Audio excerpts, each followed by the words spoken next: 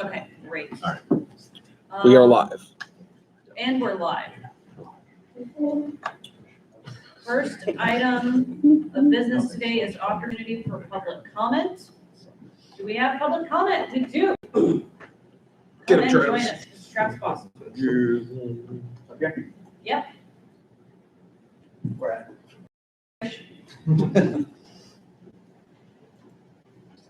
There you go. Hi, Travis Boss, Vice Chair of Libertarian Party of West Virginia. First thing I want to say is yesterday, the word that kept coming to mind was white-pilled. When everyone can come together face-to-face and actually talk about things and work things out, there's a lot that can accomplished. The day is getting young, though.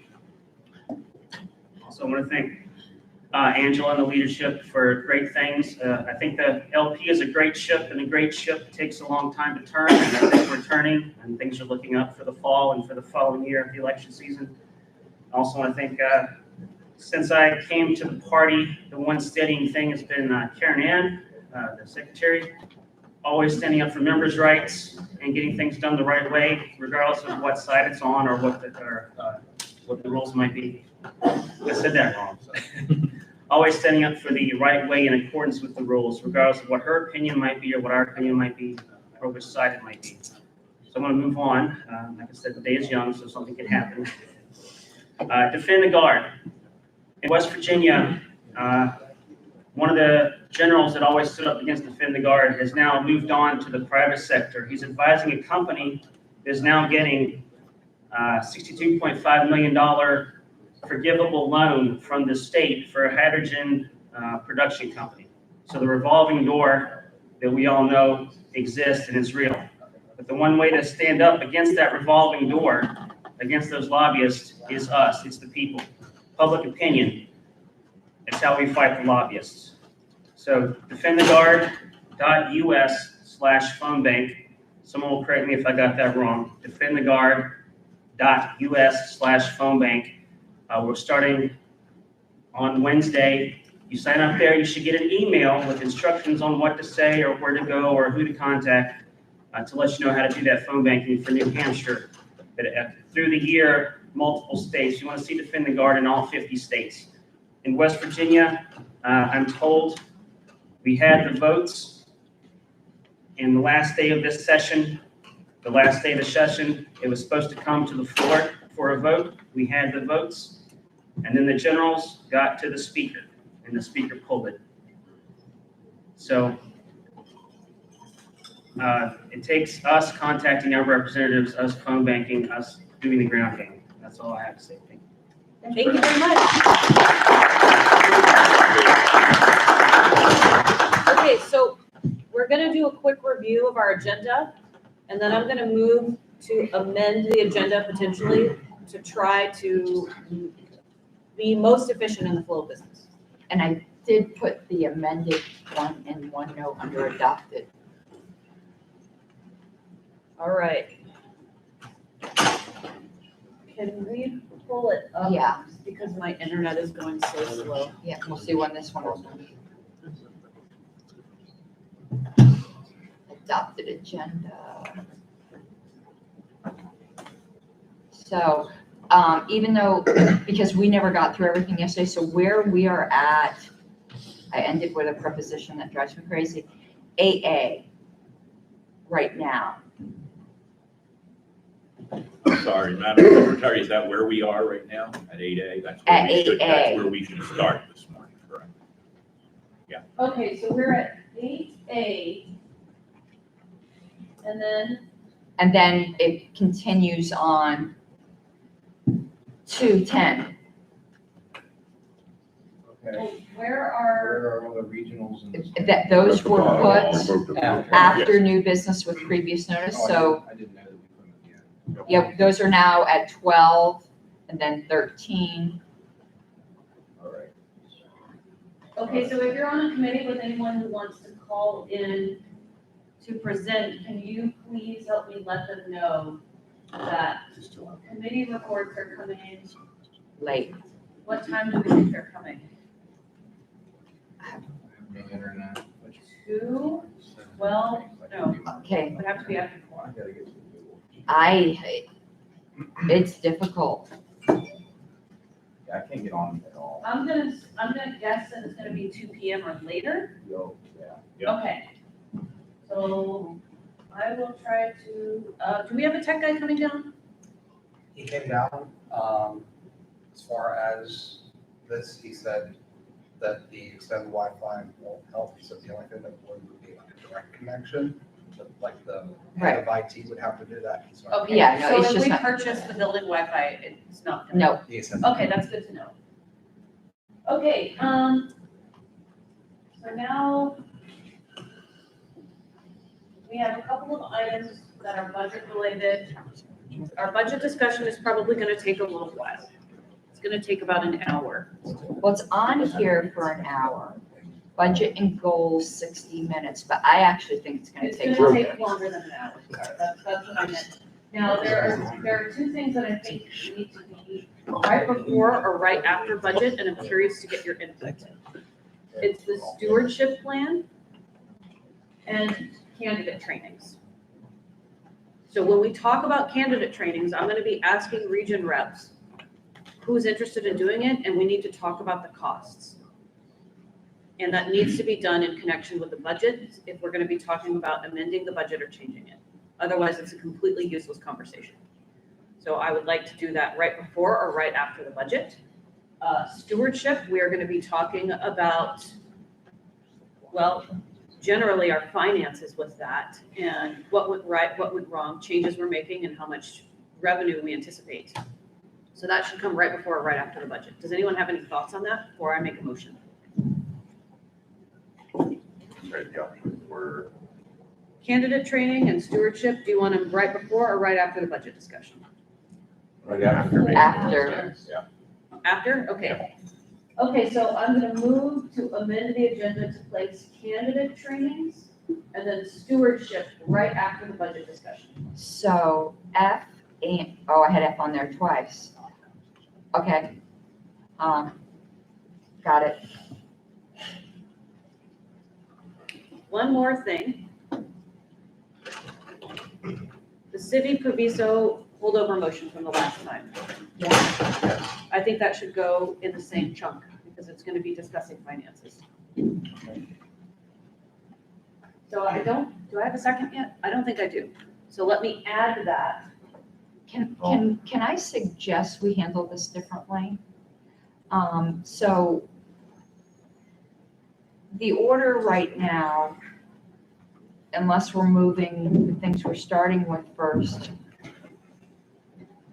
when we get to the Civi motion, that can be tabled, and then we move right to budget and goals, and then it would automatically go to the Civi motion. When we get to location, what I'm saying is, as we get to each item that we want to move things up, just table them, it will automatically, rather than do all these amendments to the agenda. Is there gonna be, I thought this was the only thing we wanted to do. There's now several things. Because the Civi, proviso motion is before budget, so we want to do that after budget. Then we have stewardship and candidate. No, I feel that. If it makes your job easier, then let's do it your way.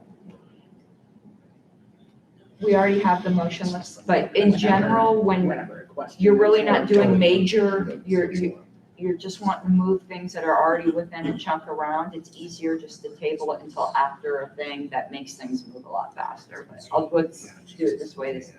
So move to amend the agenda to move the Civi CRM item, I'm just titling it Civi CRM item, stewardship program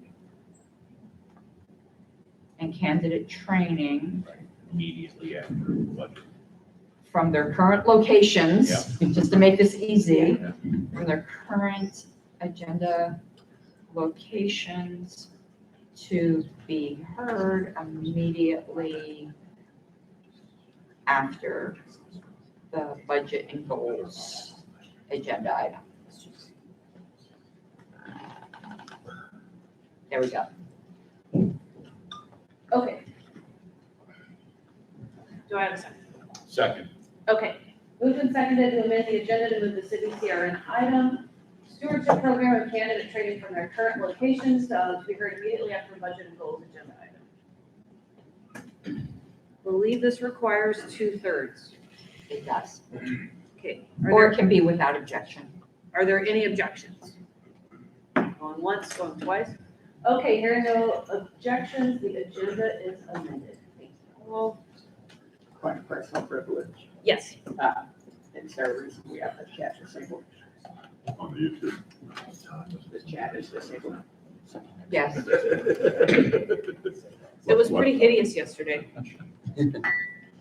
Well, Excuse me, Madam Chair, but I mean, should we either have it on or have it off as a matter of policy? I mean, if we're going to make a change. We don't have a policy on it. It's generally been use your best judgment on it. I didn't really follow the conversation in the chat. I have seen it used primarily to say, hey, the audio is not functioning, or you're frozen, or something like that. I know the treasurer was in there yesterday providing information as Sure. well. So- That's not what's happening yesterday. I'm open to whatever. I had a lot of complaints yesterday that was awful and needed to be turned off, and so I let them turn it off. I don't have a strong opinion about it. I didn't see it at all, so I have no idea. I didn't either. Did, the request to have it turned off come from other members or from our staff? Or Came from LNC. other members of the LNC and Oh. another person, who's not here currently, I don't think. I don't mind speaking to this. There's multiple ways to contact the LNC. And our live streams could be stumbled upon by people who are just interested in the Libertarian Party. And I'm not gonna make any apologies that when we're live streaming, people who are coming and seeing should not be seeing just awful comment after awful comment after awful comment. We would not tolerate that in our Zoom meetings as well. If people want to make awful comments to us, they've got Facebook for that. They've got Twitter for that. They've got the LNC contact form for that. And our public-facing party property that's not being moderated, where people can just stumble by that might be interested in this party, I'm sorry, somebody doesn't just get to lay just constant negativity. I think that's become a real problem in the party. There are many ways to communicate to us, to tell us any dissatisfaction they have. And there are plenty of legitimate complaints, but where people can deal with it in a productive manner. What was going on in that chat yesterday was nowhere productive. It was disruptive to the party, and there needs to be a time where we need to go, no, this is not being hosted on our property. People want to put it, because you can still put things into comments eventually. Go to this Discord if you want to hear all the opinions, but I do not think we have the obligation on a very public facing thing to host basic, just a big day, just dump of very unproductive, nasty comments. And I make no apologies for saying that. There are plenty of places in the world now online where you can say thousands of nasty comments. That's what Twitter's for. If I could just briefly respond, I agree with the secretary. I don't think it's necessary to have comments turned on either here or even in our LNC online meeting chats. But I think we ought to make a conscious decision one way or another, not just this day we had some bad comments, or the next day we had some good comments, so we'll allow them. I think we ought to make a decision and stick to it. Thank you. Mr. Malcolm? So I didn't know about LNC members, but I had 3 members from California contact me yesterday shortly after lunch, asking like what the hell was going on that page. So I'm not sad to see that turned off. I'm sorry, could you repeat what? I had 3 members I from you know California your last contact me. statement at the end. Oh, just, so I'm not sad to see that turned off. Like if the comments, like they were asking what the hell was going on.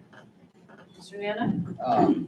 I would prefer to see it on, but I think the ideal situation would be if somebody was monitoring it.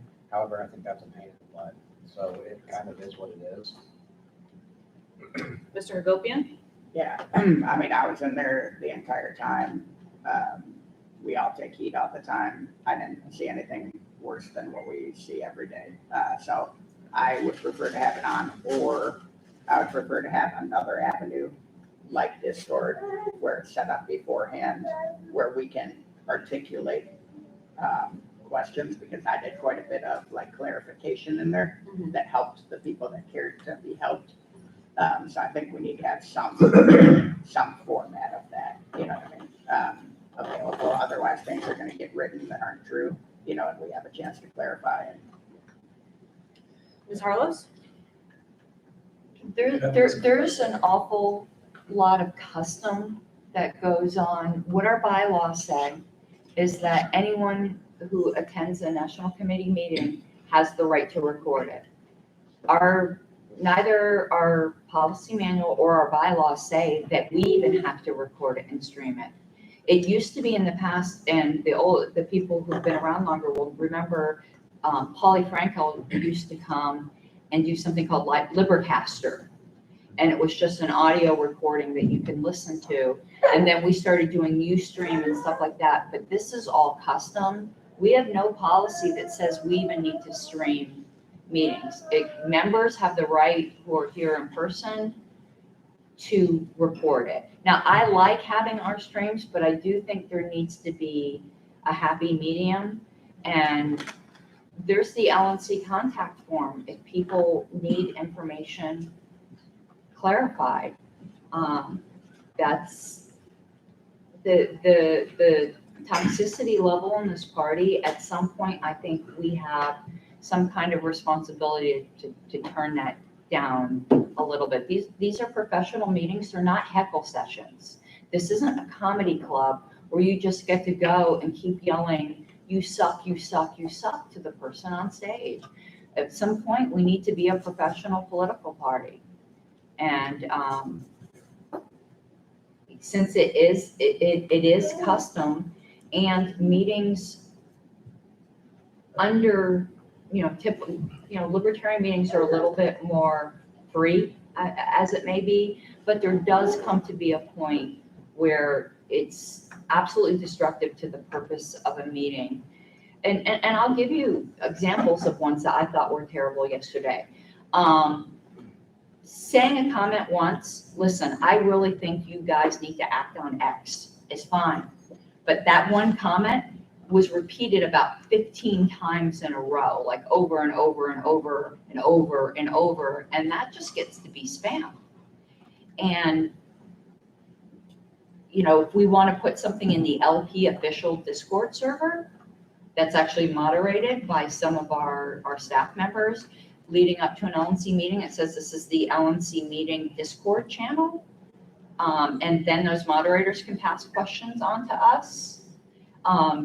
We've gotten emails still in the meeting. I've read them. There's just so many other ways. Most LNC members are not monitoring that chat.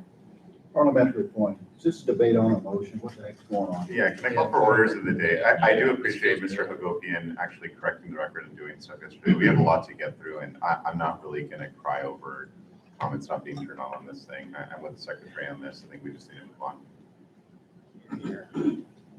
Okay. Word for the day. Let's see where we're at with our agenda. I think the next thing is budget. Budget. No. I'm sorry, that was rather abrupt. Okay. We're on number 8 because we didn't get to Oh, you're that right, we didn't yesterday. get to it yet. Sorry. Yeah, Okay, appoint credentials committee and alternates / interim chair. Who agendized this? I did. That's what I thought. That and platform. You want to do them all together? We need to decide how we would like to do that, if everyone has had an opportunity to read the applications. I do have plenty of index cards if we wanted to do ballots here. I have a question. Were we gonna also fill convention committee? and that wasn't stuck on here. We were supposed, actually, I thought we We were were gonna do going to that. move that during your report. During the report, but that's much later in the day. Yeah, Much later in the day? yeah. I mean, are we, if we're gonna go into executive session to discuss it, it makes sense to do it all together.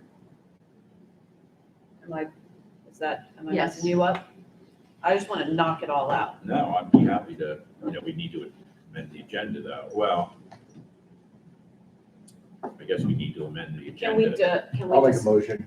I move that we go into executive session to consider all three committee openings, series of committee openings, so that we can do that all at once efficiently. And also talk to some of the issues surrounding those appointments. I know it's too long, sorry. okay, do we wanna just like wait and do the vote and everything after your, No, my committee report is old news anyway, because we did a lot of it yesterday. Okay. So I don't actually, now that I think about it, I don't actually consider that being part of my committee report anyway. Okay. So we can, I think Mr. Ford's motion stands as, I think it's the best way to do it. Okay. Madam Chair, yes. this had come up before, and I'd like to give anyone, just remind, has been objection before. We do, when we move to go into executive session, have to say what bylaws permitted category that falls under. There's a prior ruling from a meeting that discussing volunteers falls under personnel, because you don't talk about volunteers or staff candidly, because there might be some that are more positive, some that are less positive. And you had ruled before that, so I'm just saying, so the motion to go into executive session to discuss committee applications for platform credentials, convention oversight.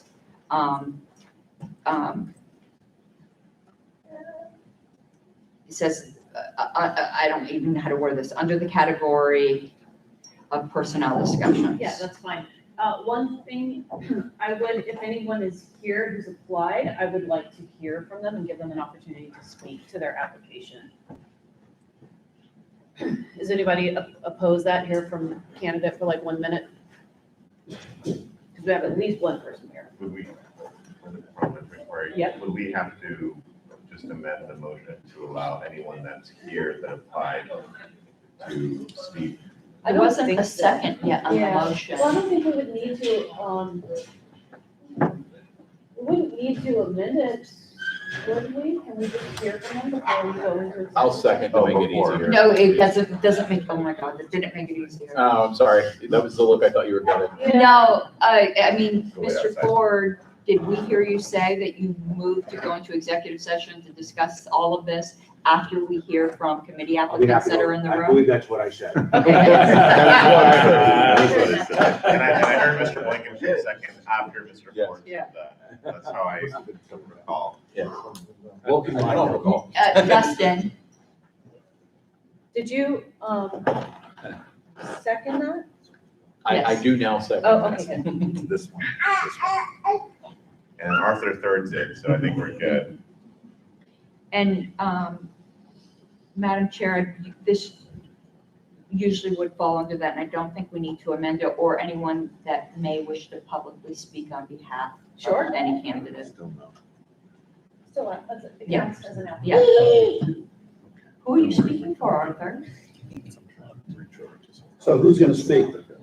Okay, any objections to this motion? Do we even consider this amending the agenda? No, because it's part of Right. that. It's just, Yeah. Okay, Yeah, that's on.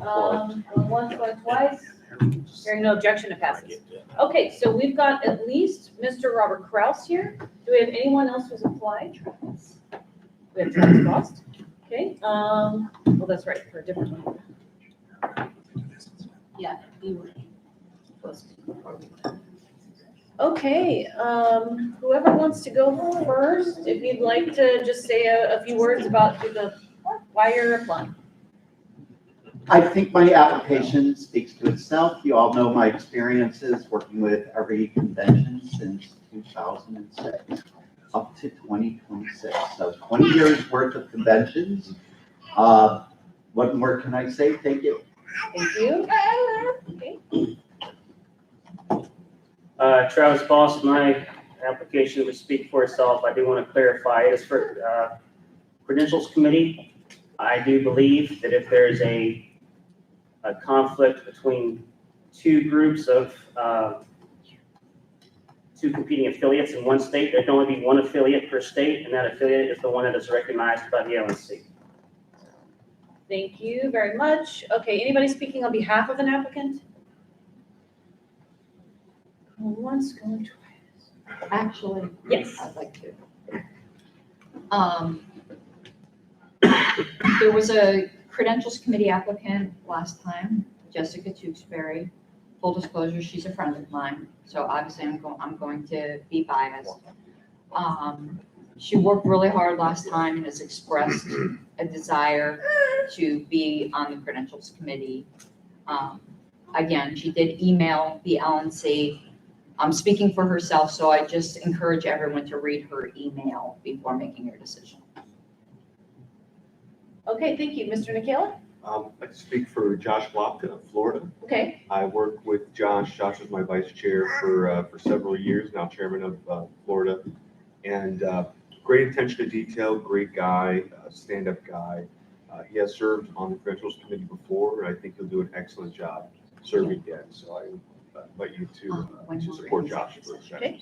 Thank you. Mr. Ford? I want to speak briefly to three people, Mr. Vodka. I had the opportunity at the last convention, go around, if you will, to sit in multiple credential meetings. I would go so far to say that Mr. Is it Vodka?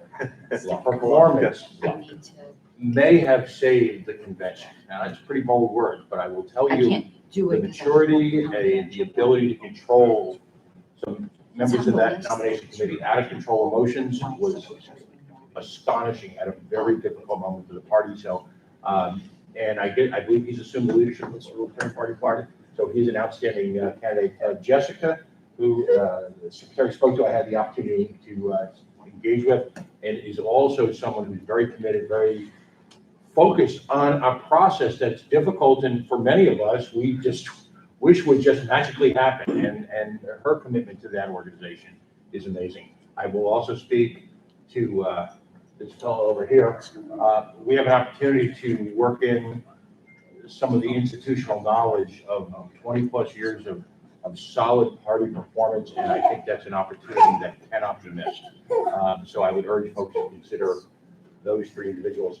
And then when we go into session, I have a comment about now there is another opening on the Convention Oversight Committee that I probably should discuss in executive session. Thank you. Okay, Mr. Benner? Yeah, I just want to reiterate that I echo the words of both Mr. McHale and Mr. Ford.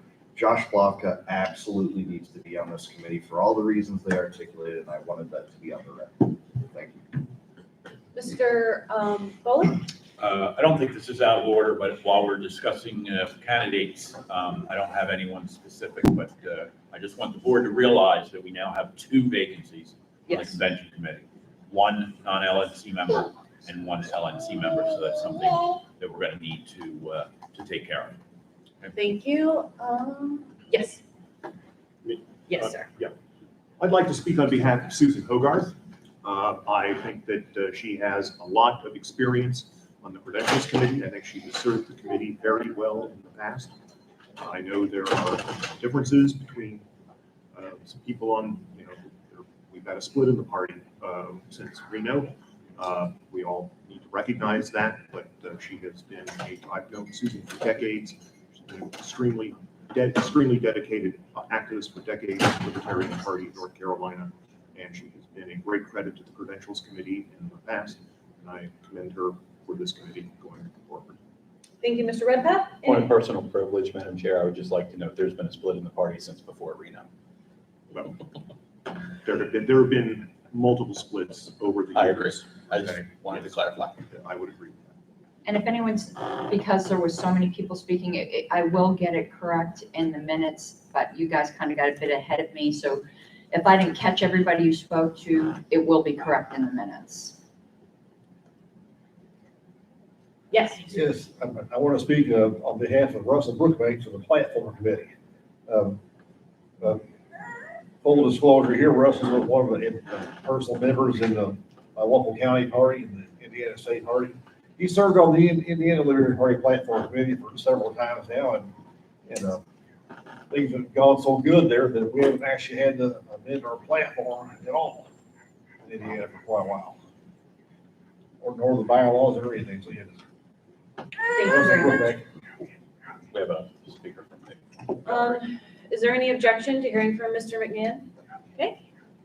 As the Indiana chair, I would also like to speak in favor of Mr. Brooksbank, but I'd also like to correct my friend, Mr. Hirsch here. We don't have a platform in Indiana. We haven't had one for a very long time. What we do have is a bylaws committee, and Mr. Brooksbank has served diligently on the bylaws committee for many, many years. But I do believe he would be a great addition to the platform committee. And how long have we actually had to amend our bylaws? We have not had a significant bylaws amendment in 4 years, 5 years, I believe. Because Our bylaws are amazing. exactly. All right. Thank you. Okay, Ms. Harlos and then Mr. Malio. I just wanted to make sure he was in here so I can embarrass him. I want to speak for David Benner, for the platform committee. I'm just gonna leave it at that because I think we all know Dave well enough that me just saying his name, I just want to think that he'd be an excellent applicant. For the first time since 2016, I'm not applying for the platform committee. I've got my hands full with bylaws. But being on the platform committee so many times, I've been the 3-time chair of the platform committee. I would feel the platform committee would be in excellent hands with Dave Benner, and I wouldn't feel any angst at all that for once I'm not trying to be on that committee, so I can't speak highly enough of Dave Benner. Thank you. Mr. Malio? I just want to echo Mr. McMahon. We don't have a platform in California either, and you're welcome, California. So I don't want to say. Okay, if there's no other comments on applicants, I think we're gonna take a moment to go into executive session to discuss things in more detail. And you can take a 2-minute bathroom break.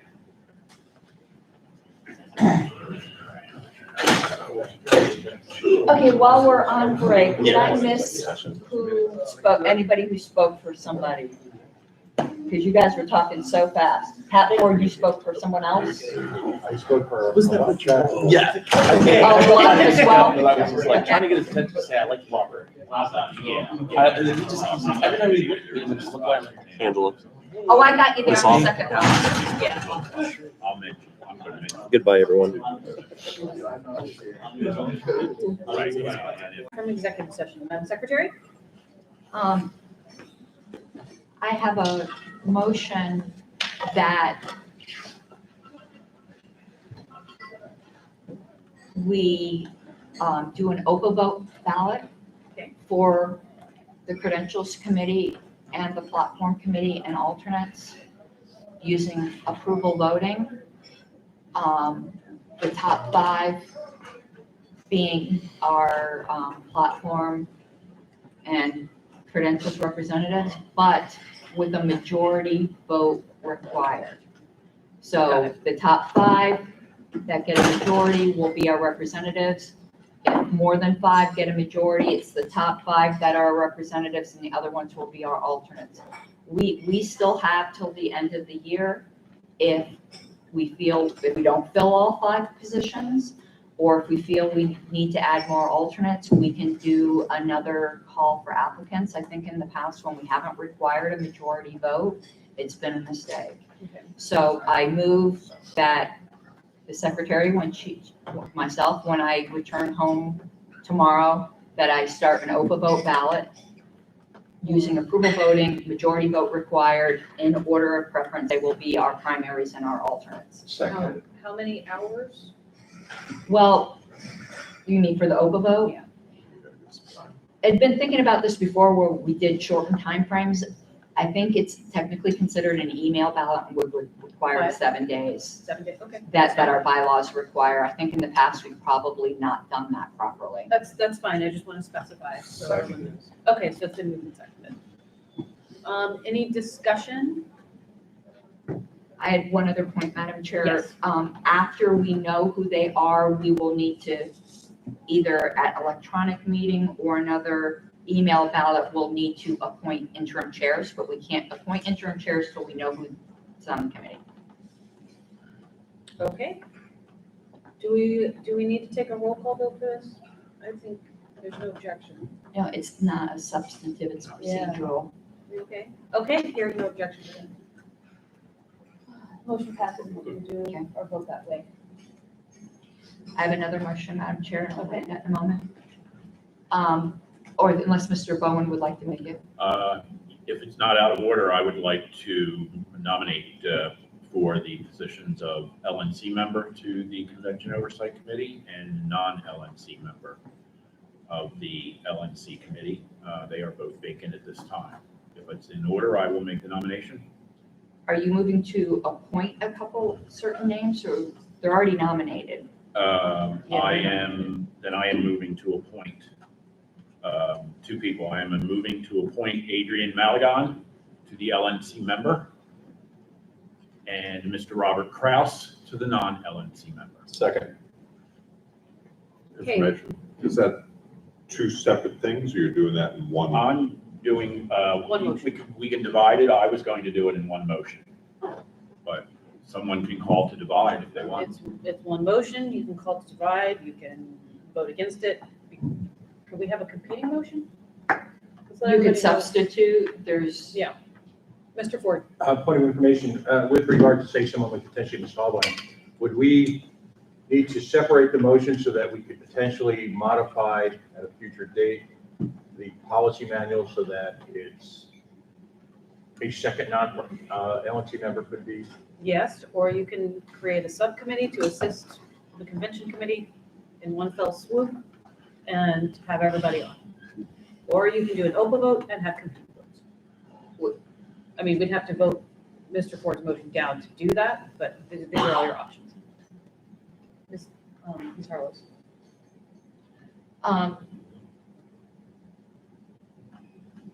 The Convention Oversight Committee has authority within itself to appoint a subordinate committee, so it can do that with the volunteers. I would ask the LNC once again to adopt who the Convention Oversight Committee Chair recommends, to let him run his committee. In the future, he can recommend, or whoever ends up being the Convention Oversight Committee Chair, if they feel additional voting members are desired, we can move to amend the policy manual. But I think trying to do too many changes at once right now causes a lot of disruption to the committee. Let's fill the vacancy, see how that goes, and then we can modify the policy manual if we want to add additional members. Mr. Bullock? Yeah, for the record, as convention chair, I agree with Secretary Harlows. Okay, that answers my question. Okay, it was moved and I believe seconded by Mr. Blankenship. So we're on discussion now. Mr. Benner? I call the question. All right, there we go. Questions called. Well done. Okay, I think we should do a roll call vote on this when our secretary is ready. Objection to calling the question? No objection. I was going to have Chase, are you on the template? Or you're not ready? I can do it if you're not. No, what is it you need? The motion would be, are you on the template or? I am on the template. So the motion, which I can stick the language in there, but if you want to do the roll call, it's for move to appoint Adrian Malagon to the vacant LNC position and Robert Kraus to the vacant non-LNC position to the Convention Oversight Committee. Sure, if you'd like to set up the language on that. Yeah, I'll stick the language on there if you wanted to. Did you duplicate the template? No, not yet. Are you going to, or? I thought you were doing that. Oh, okay, I'll do that. Sorry, guys, we're doing a little training.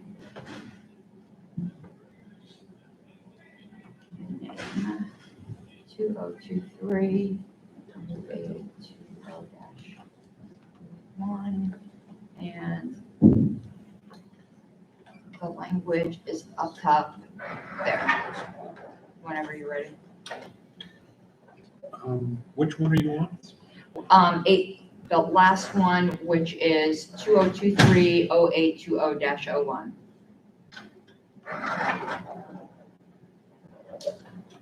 Last tab to the right. And that is the motion for Mr. Bowen's movement. Oh, yeah, and I need to, yeah, yep. Okay.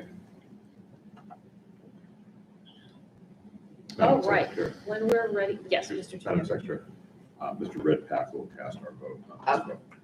Okay, well, the assistant secretary is handling this one. Mr. Assistant Yep. Secretary, sorry. And remember to put in Y, N, A, and then it'll auto calculate. I'm sorry, I didn't understand. Sure. For Region 6, the alternate, Mr. Redpath, will cast the vote on this. There you go. First time. And who's the primary Region 6? That would be me, Mark Together. And what was your name, sir? His name. He's on there where it says Tunjevich / I'm just adding Reddick. it to my notes on the side here, I'm sorry. All right, Mr. Benner. Yes.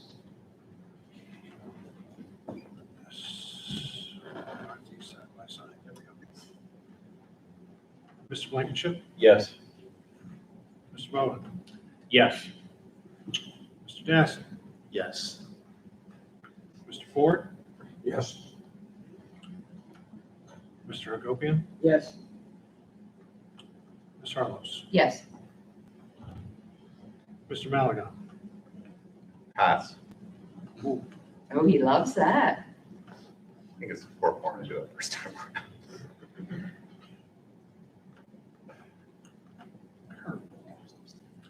Mr. Nana, Yes. Mr. Nicola, I vote aye. Mr. Redpath, Yes. Mr. Yanuskevich, or Ms. Yanuskevich, Yes. Mr. Watkins. Yes. Madam Chair, we have 11 yes, no no's, 1 pass. Go back. Oh, you need to go back to Go him. back to the pass. That's what that was. Mr. Malaga. Yeah, so I had to confer with Chair of California. Yes. All right.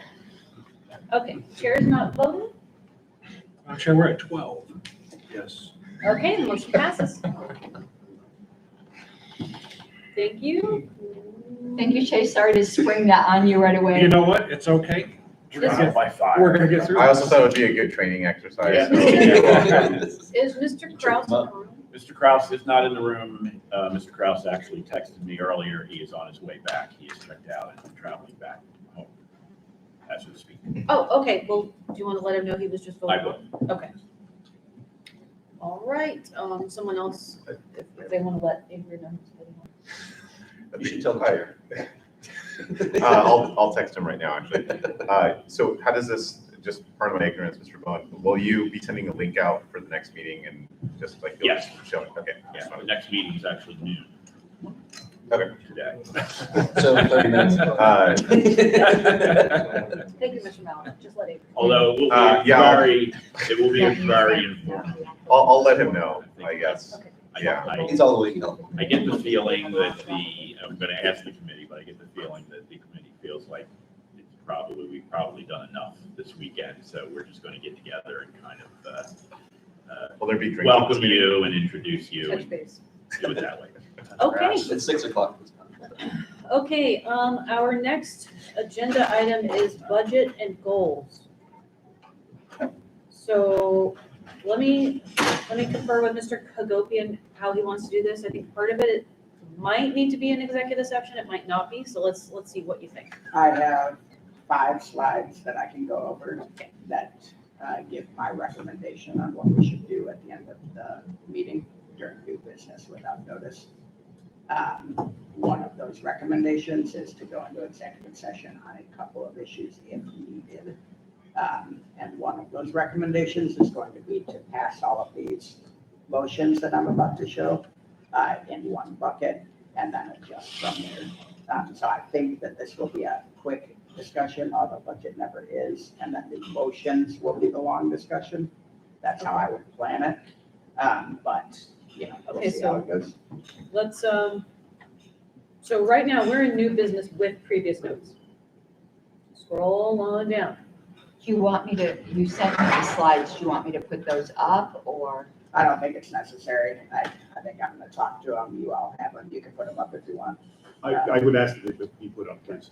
So you've got a bunch of other business with previous notice to get through, region rep reports, committee reports. Then we've got new business without previous notice at the very end. Yes. So we have a lot to get through until you get to the motions. I'm trying to read the room on comfort level here.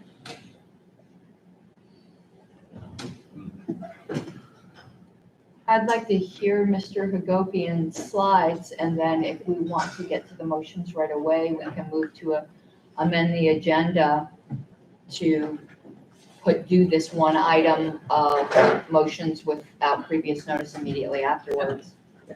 And they would take 2/3. It would take a 2/3 to amend the It would agenda. take 2/3 to pass new provision. No, there's only certain items that require that. Financial. To amend the budget, I can check the policy manual. I believe it's just a majority vote, and I don't think it requires prior notice.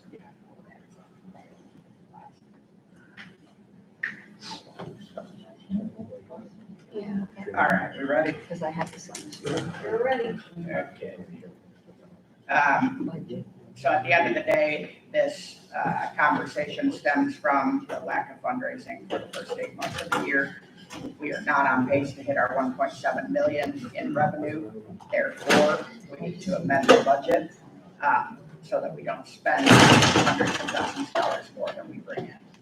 I'm going to preface this with, we are cash flow positive for the first 8 months. We've done a good job at controlling expenses. So a lot of these reductions will be from money that we've already not spent. So we're not taking $400,000 out of what we plan to spend for the next 4 months. We're taking $400,000 out of what we plan to spend for the entire year. So I'll go through that.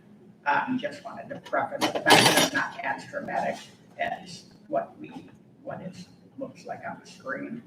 That said, it is dramatic, and what we need to do, in my opinion, is make this one motion that I'm going to propose and then adjust from there.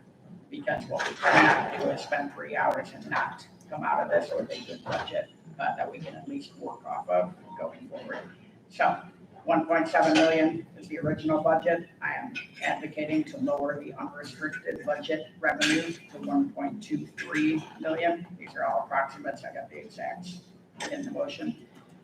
That would be lowering revenue by about 470,000, lowering expenses by about 470,000. Of that, we're going to lower fundraising expense by 170,000.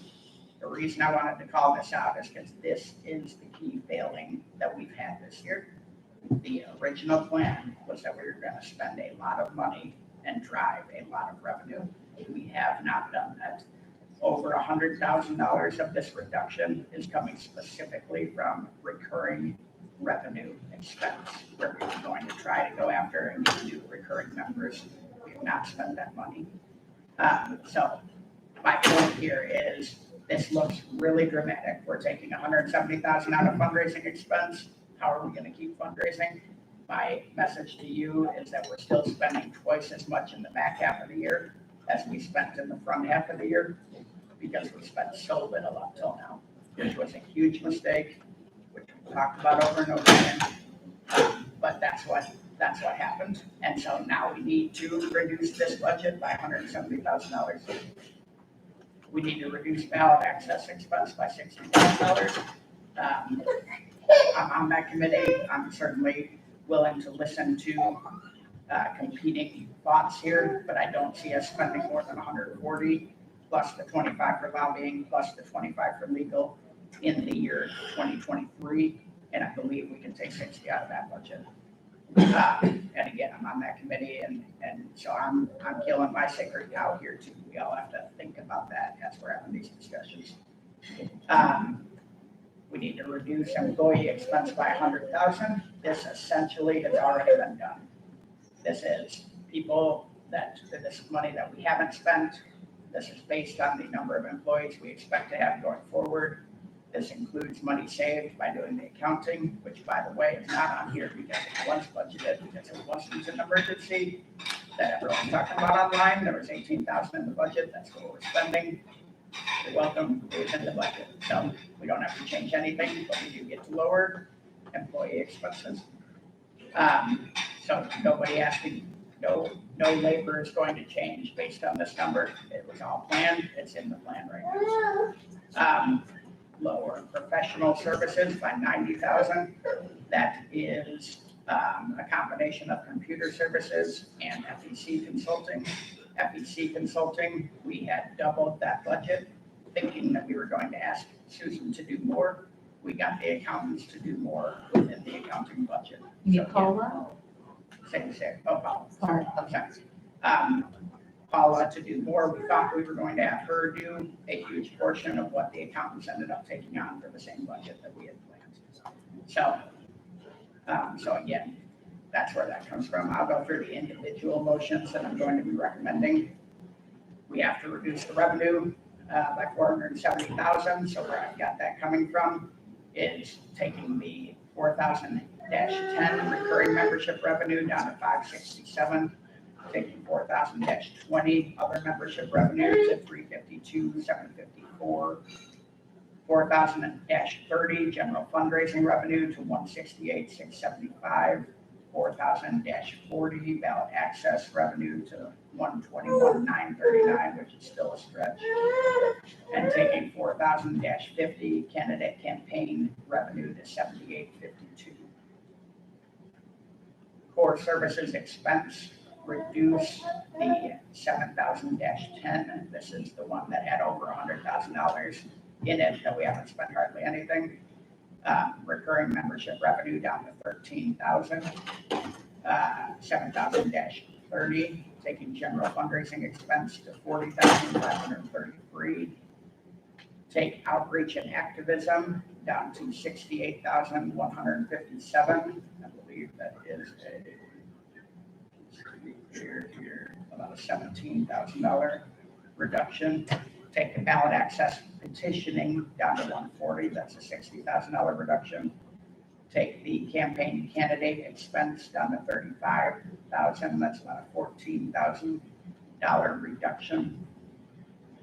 Overhead expenses. This is the first 6 of these are salary based, and again, this is based on our current run rate and our current plans. So this involves nothing that would have to be talked about in an executive session unless people want to see numbers.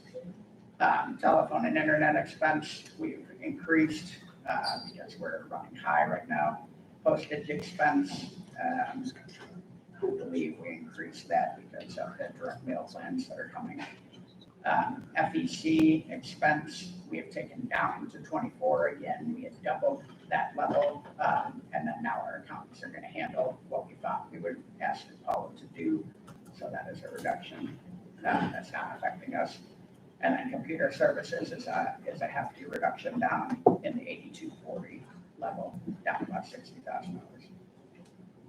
What I am proposing is that we pass these motions as a group to get our budget down without discussion. And I understand how difficult that is for this group. I think that it's necessary to get the budget to where it is and then make motions to give and take. That way we are starting where we need to be and then go and give and take. We go into executive discussion or executive session to discuss any staff or legal expenses if necessary. And then we continue to pass adjustment motions if necessary, where you basically raise A by 20 grand and lower B by 20 grand. That's my suggestion. So that's what I'm proposing. I'll go. Yeah, how about Dustin and then? Yeah, it's just a question. With the ballot access reduction, where does that leave in that line unspent? 140 unspent. Of course, the answer to that is I don't have financials. So from the staff, I believe that you're going to have over 120 left unspent at the moment, probably over 100 left unpledged at the moment. But you and I can get on that and make sure that we're completely lit. I looked at it and it was like, okay, we got about 44 states left this year. I think we have enough in that budget. Plus, we have the 25 for lock-in and the 25 for lawsuits that we could theoretically move around as needed. Point of personal privilege, Yes, sir. Madam Chair. I mysteriously, for some time now, have not been getting a number of emails, and I think we've just discovered why, because a lot of the email is going to will.redpath@lp.org, which is not my email address. Oh. It's bill.redpath@lp.org. Just sent a note to that effect now. I did try to get it in your hands. I apologize for Okay, that. all right, okay, thank you. So, I have a question, and I want to make sure Dustin Manning hears this. I have some concerns about passing this without having the financials right in front of us. And ultimately it falls on me. I apologize, we didn't have them done. We got it to our accountants 2 weeks ahead of time, and they got working on it pretty late. I think that they really underestimated how much work it was gonna be. There's probably gonna be a lot of questions about what's in the budget. I wanna know if we're over budget on anything. So based on what I can see, which is the bank account and the revenue figures, we have not been overspending more than what I had in my monthly budget. What about outreach and activism?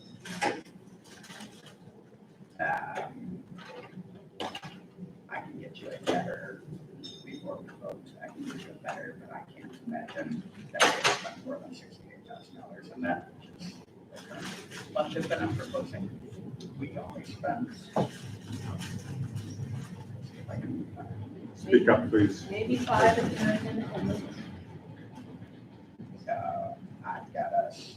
Maybe 5 at Work Fest. We spent approximately 30 grand in the first 6 months. I think you're having trouble hearing on the other side. Yeah, we can't hear it. Okay, We spent $30,000 in the first 6 months on activism and outreach. I'm proposing 68. I'll remind you folks that we knew that we had low revenue coming into the year, and we planned for a backfilled revenue, which means it grew and grew. We did that same thing. That's why we did a month-by-month budget with all of our expenses. So that's why I can cut activism and outreach by 17 grand, and it's still the same in the second half as it was in the first half, because we backloaded the budget, assuming more revenue. So I don't believe that our activism and outreach work will actually go down. It's just we can't do the extra that we were hoping to do by the end of the year. that's fine, so long as I can still do a handful of events we're committed to and they're not expensive. Yeah. Another And question. again, we can always adjust as things pop up. Okay, so another question, are we accounting for potential increases in direct mail as a result of direct mail in any of this? Yes, so again, the fundraising expense is twice what we spent in the first half. So, and that goes into the fundraising expense. I also got the ballot access expense helping, even though we spent nothing there. What about what's coming in potentially from direct mail? As far as revenue, I still believe, I'm gonna say that in this 1.23, I think that is a stretch goal from a revenue standpoint. Okay. I would be more comfortable if we were cutting this budget harder. I don't believe there's an appetite to do so right now. So I am not at all comfortable raising this. Okay, Mr. Melvin. Thank you.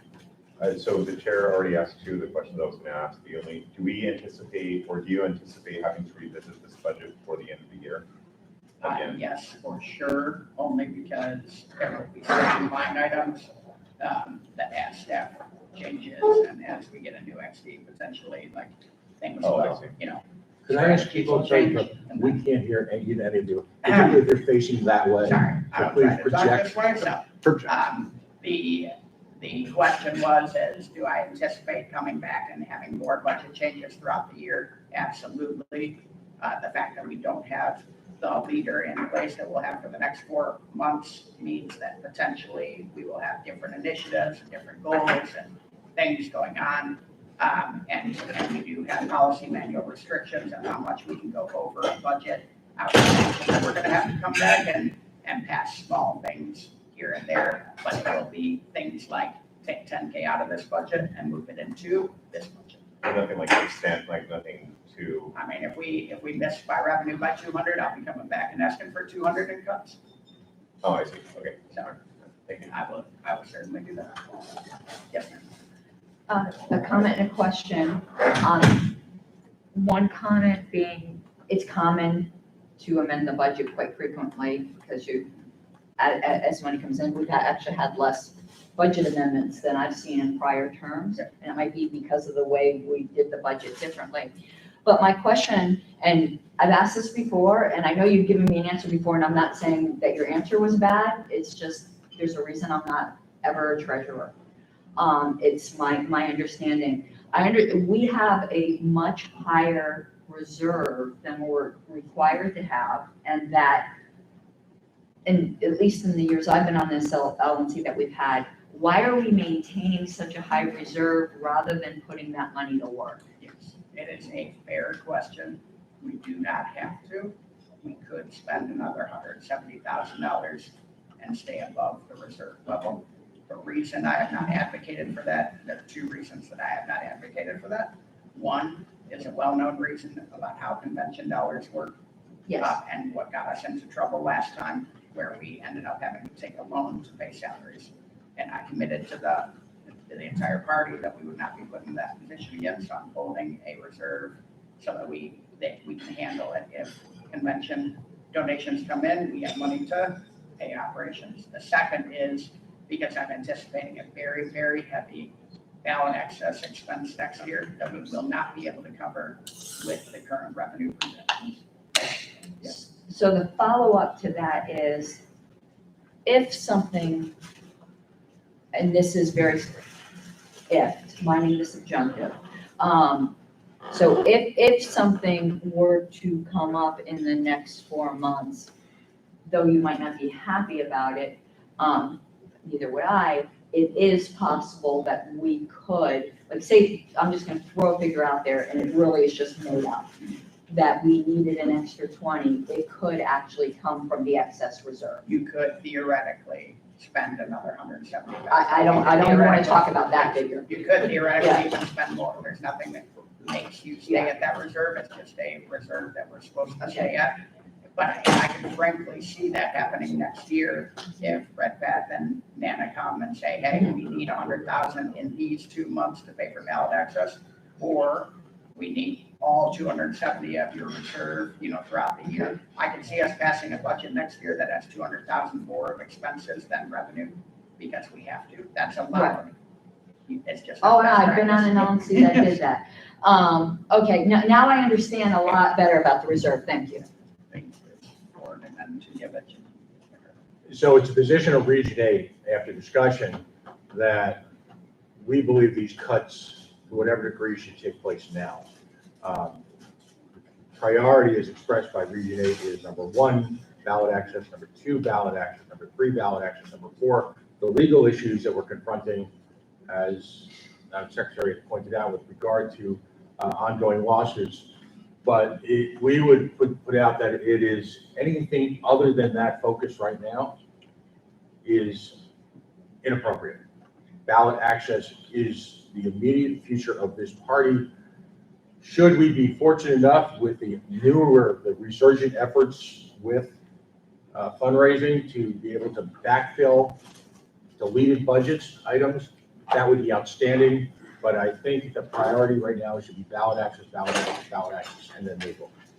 Anything else should be on the table. We would appreciate actually you cutting those down because it would renew the emphasis and the sense of urgency on fundraising for ballot access. And I should reiterate that all of the reductions that I'm putting forward to you as motions today are things that I think we can do without changing current plans.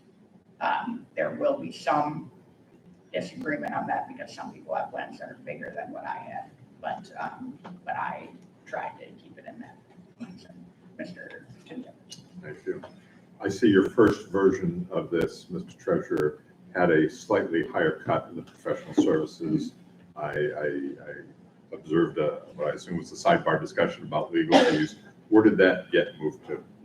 Well, I didn't move it. I put it back into revenue. Okay. And so I did not want to talk about strategy in the open session. As mentioned, that would be Yeah, an executive point of session. order, Madam Thank you. Chair, the sidebar discussion that's being talked Sorry. about was Sorry. in a confidential thread. I meant conversation here. Okay, well, there was one also on it. Not referring Okay. to that. And then the follow-up question, Madam Chair, we, like Region 8, we are ready to proceed with the motion that the treasurer is asking for. So some comments from me. I do intend to hold reserve specifically for ballot access. I think it's it's gonna be very expensive and we're gonna need it.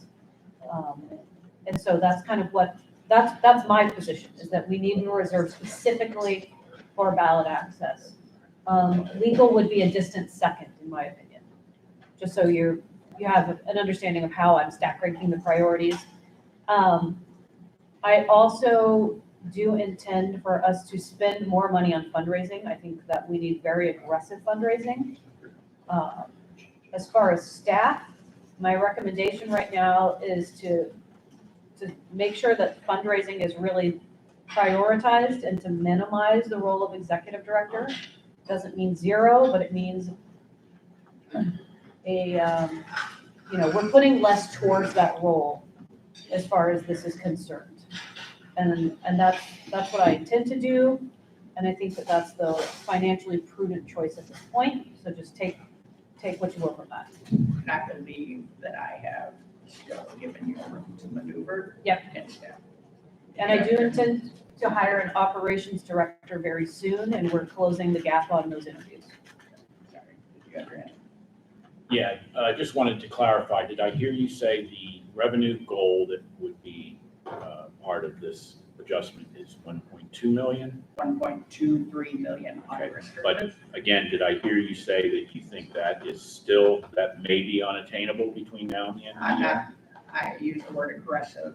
Okay. So And I'm not- 1.2 is aggressive. I'm fine with aggressive goals. My point is, if we got back to last year's fundraising, done, Okay. 1.23, you know what I mean? No big deal. We have shown no ability to get there this year. But again, there's reasons that fundraising goes up in Q4 and a pre-convention year, and we may see that. So, Okay, thank you. Yep, I'm not proposing a budget I don't believe in. I'm just saying that I'm not willing to go higher. Okay, thank you for clarifying. Yes, sir. Thank you. So you mentioned that you would, if you could, but you don't think there's an appetite for it to cut the budget a little bit more, or maybe significantly. I don't want to put words in your mouth. Why don't? Well, I guess you can't really speak to how much more would it be? Like if you had your ideal way, like how much more could we cut? My discussions with the chair were that I would take it down $30,000 more. So I mean, we're not talking about a monumental amount here, but that was where my head was last year. Based on the newest information from accountants and whatnot, I was looking at $30,000 more.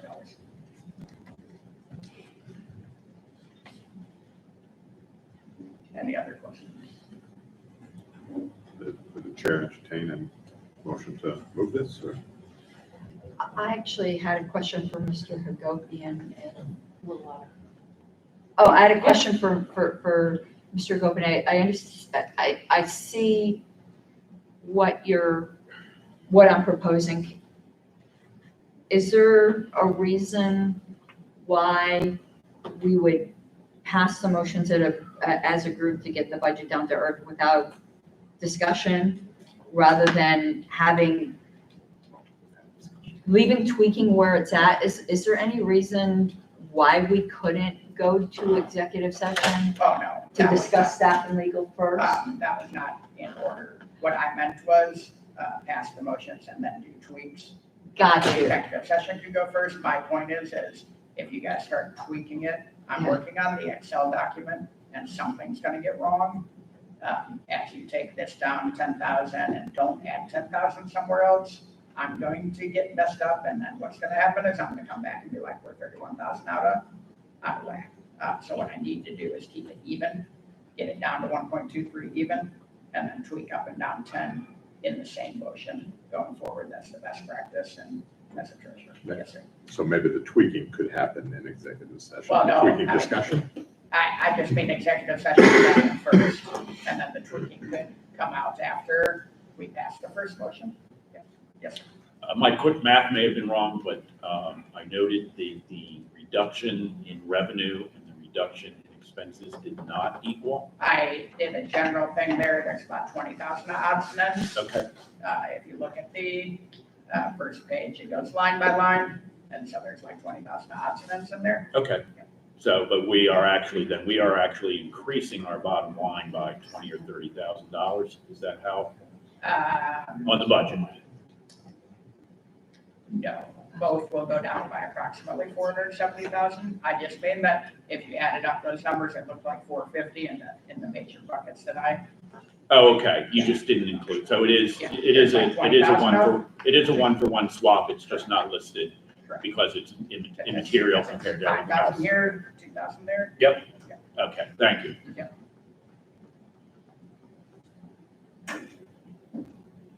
Any other questions? Any other questions or motions?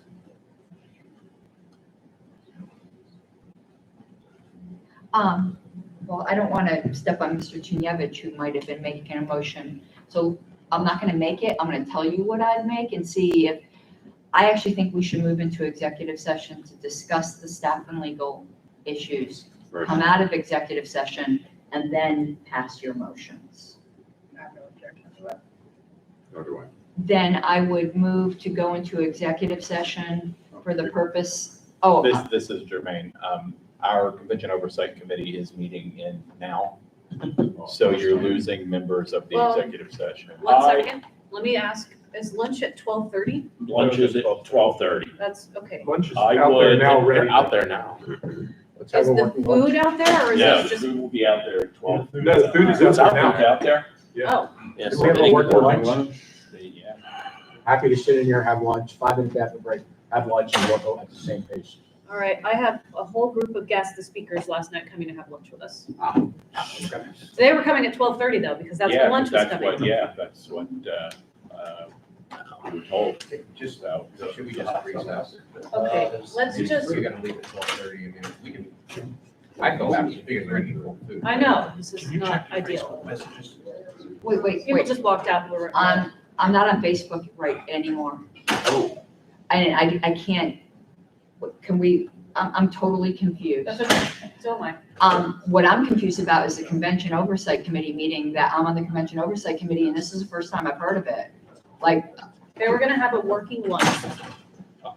and can If I there isn't, really ask may a favor with that door, because it is tweaking my autism so hard. We really need to like try to not bam, bam, bam. You sign If, sign on both sides. If I may make a comment, it is not imperative that the convention committee meet for an hour today. Okay. So if it's all right with the other committee members, I would say we can talk informally, with Adrian. And if it's going to mess things up, and I think it will, let's just continue. This is very, very Okay, important. so do we want to, The food, and by the way, the hot food is out and ready to go. so annoying. Do we Yeah. want to go ahead and get lunch now?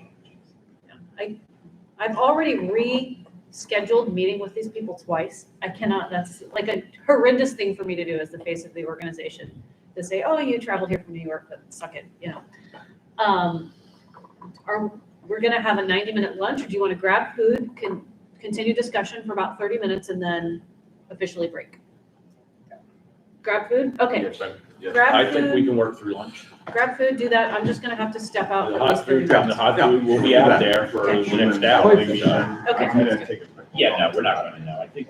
We agree on that. You know, Well, yeah. no, we agree on the notion. You know, yeah, and you did now, so. Yeah, we can have happy moments later.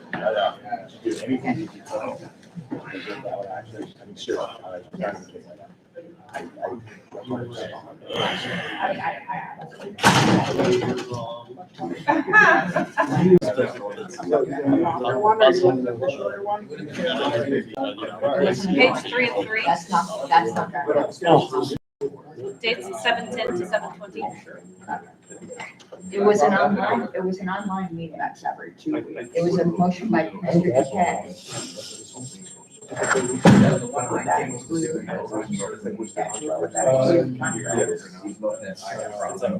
This is the one that's on the agenda. The one on the agenda was the one that I moved to postpone.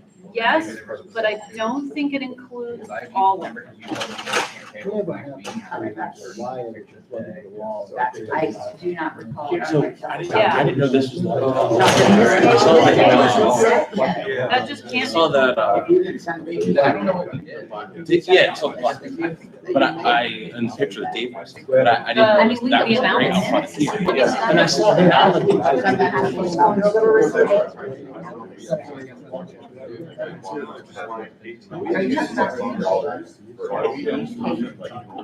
This, the one that's specifically noticed here is about that $80,000. I call orders of the day. That is not the. Someone called orders of the day? Orders of the day, please. Okay, it's 2:45. Okay, so I guess this is actually.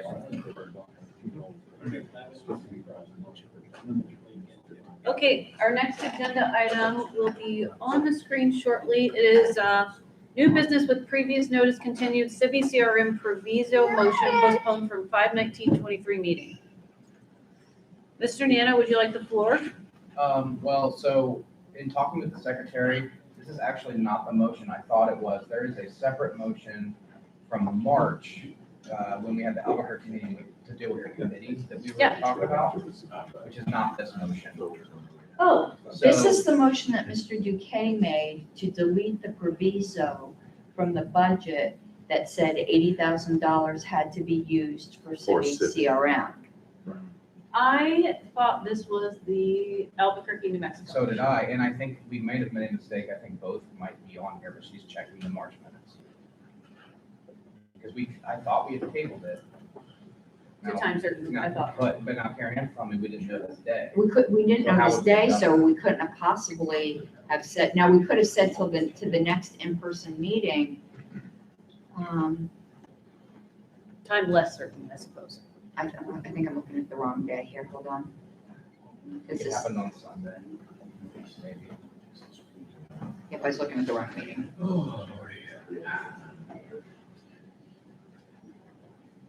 Guys, we're not gonna get through everything today, so I want you to be thinking about, the next day that you're available to knock some of this stuff out.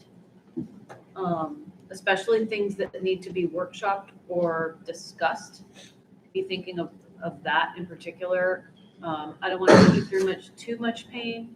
Next Sunday's an option. We could do, the following Thursday as well. So just be thinking about what your availability is. So the next LNC meeting and we never picked it up. We never, So we fucked up. yeah, never picked it up, but, So we here. okay, let me, Actually, no, there's no we for you. You weren't around. Madam Secretary. yeah, it was a move to postpone further discussion, amendment, and any votes on this motion to the next LNCE meeting. It was not taken up at the next LNCE meeting. Because it was not taken up within a quarterly period of time, that's the maximum amount of time you can postpone a motion to, but you can always renew a motion. It can always be made again. We're not gonna go through all that right today. Okay. So be thinking about whether or not you want to put that on our next meeting. It will be Coming in up. September. Well, no, I'm sorry, maybe October, not the September special. You have time. Yeah, we're good. Don't worry about it. Okay, our next item is, Is the city one. Is the one that Miguel had made, but the sponsor of it no longer on the LNC. I tend to think, well, no, it now belongs to the body because it was Yeah, you've got- seconded. 3 others that are I on. would move the table indefinitely. Okay, Second, can we put the agenda back? Oh, yeah, 1 second. It was, Which one of his was it? Yeah. 10A, city CRM proviso motion postponed. And that was to delete the proviso that was attached to the budget that said $80,000 from the technology budget would be. Table indefinitely is the motion. okay, so it's been moved and seconded And, to table this agenda item indefinitely. okay, I'm getting Forrest Whitaker eye again. Motion to postpone indefinitely. It's not table. That's what you heard. That's good. Okay. You said- There you go. Easy. Are we going to be addressing Mr. Hagopian's motions? I think that's next, isn't it? It's coming up. Okay.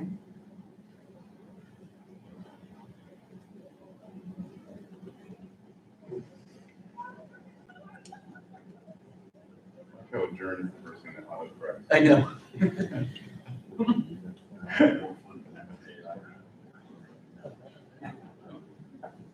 So did we vote on that or was it? Wait, I totally skipped ahead when we came out of executive session. We're gonna go back To Mr. We'll Hagopian's. consider civic CRM a special order. We're on 10B next, right now. We were not done with Mr. Hagopian's. agenda item, because he had votes he wanted to make. Right, but, okay. But I think we can just go back. Like, does anyone care that we postpone this into? That's what I'm saying, you just called that a special order. Yeah, is it voted on? Did we vote on motion to There were postpone? no indefinitely? objections. There were no objections. Are there any objections? 1, 2, 3, no objections to postponing this indefinitely. And the next item is Mr. Then it's Hagopian's postponed. anyway. Would you mind pulling that up real quick, just so I can tell you the 2 numbers that changed? These are like screenshots because you did it Oh, are in they? Okay, in let a me just- PowerPoint, so I couldn't block and copy, but Yeah. Do you want me to send you, what's the best format to send it to you? in something that I can block and copy. Like, An email, A Word. A word. The email would probably be better if you copy paste it just into here. Yeah, because I took screenshots and just stuck them in here as the easiest way to do it.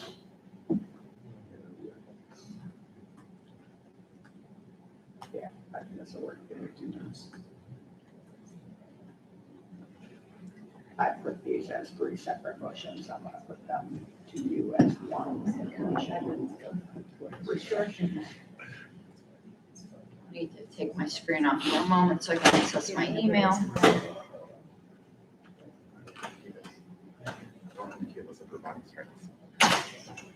This is the most lifting I've ever done.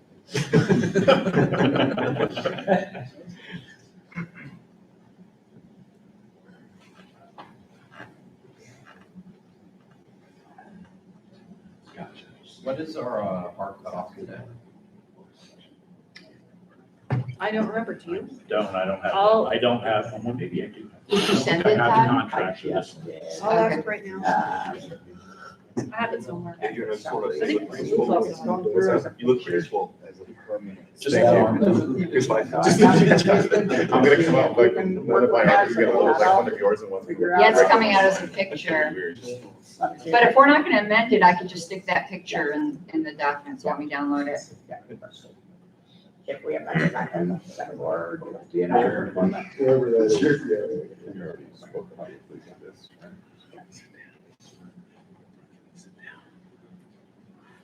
Okay, I'm gonna make one long motion that Karen Ann is. I'll have it up here in just together. 1 second. It's the exact same thing as we discussed in open session, except I have lowered salary 8005 by $10,000, and I have increased computer services 8240 by $10,000. I want to delete those other images so we don't get confused. Just give me 1 second. I want to delete This one. Cut. This one. Cut. That one. And Okay. for the public's knowledge, it's basically the exact same as we had planned. It's just a Oh, matter did of- it come as multiple images again? Because this is all I've got was, is this, that's Yeah. not at all. No. Hold on. It's just I can't have my email on the screen, that's why I keep having to. Okay, yep, it went as separate images. Hold on, I just need to download each of them. Sorry. All right. It's 3 images.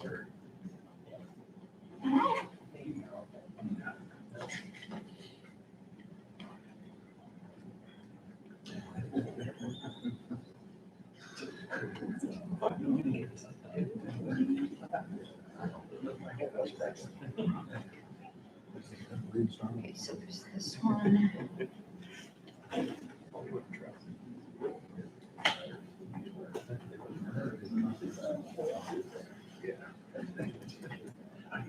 That one.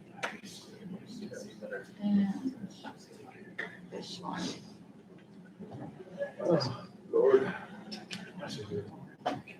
Todd, I can't log into PNC because my password doesn't work anymore. So I try one more time, I'll be permanently locked out. I'll go to the bank account. Silent scream. I addressed that with them this week. So if we, Platinum will be able to, or whatever they call it, Pinnacle will be able to have somebody we can call when we have those frustrations. Because right now there's only one person. Yeah. We'll have a team And that does start not next work. week. I think Okay, they're that- on the screen, Mr. Hagopian. So exact same things as I addressed publicly, except for those 2 changes. I'll just read them again really quickly, but they are out there. We're going to adjust the budget for 4,000-10 recurring membership revenue to 567,129. We're going to adjust the budget for other membership revenue to 352,754. We're going to adjust the budget for general fundraising revenue to 168,675. Going to adjust the budget for ballot access revenue to 121,939. Adjust the budget for candidate and campaign support revenue to 7,852. Going on to core services expenses, we're going to adjust the budget for recurring membership expense to 13,028. Adjust the budget to general fundraising expense to 4,0533. Adjust the budget to outreach and activism to 68157. Adjust the budget for ballot access petitioning to 140,000. Adjust the budget to campaign candidate expense to 35,000. Going to overhead expense motion, we're going to adjust the budget for salary expense to 433,372. Adjust the budget for hourly expense to 4,000. Adjust the budget to PR tax expense, payroll tax expense to 30,000. Adjust the budget for 401k expense to 10,000. Adjust the budget to unemployment expense to 2,000. Adjust the budget to health insurance expense to 20,000. Adjust the budget to telephone internet expense to 10,000. Adjust the budget to postage expense to 5,000. Adjust the budget down on FEC expense to 24,000. And adjust the budget on 8240 computer services to 26,761. I would like this all passed as one package of adjustments. Second. I assume that was moving. Yes. Okay, it's been moved and, well, I'll just say, the motion on the screen has been moved and seconded. As read by Mr. Hagopian. Yes. Any further discussion? I'll just say, I think it's very prudent. I think the treasurer is following the revenue trends and expense information that he has available to him at this time. By my math, this is about a 28% reduction in both categories to conform with the forecast he's working with. Thank you. Any further discussion? If there's no further discussion, we'll go to a roll call vote when our secretary is ready. Jason? We're gonna be doing another, let me get you a template. I'm not sticking the language in the template because it's a bunch of images that everyone has seen on the screen. I'm just gonna title it budget motions. Let me just duplicate Point this. of personal privilege, Madam Chair. Yes. I have heard from the hotel. You can stay as late as you want today. The room is blocked until 6 PM, but they don't have anyone going in after, so you can take all the time you want. So- Buckle in, everybody. All right, that's rich. Is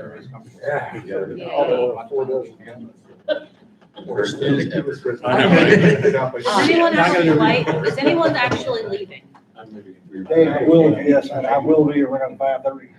You are leaving the building around 5:30? Yes. To go home. Yes. I'm here though.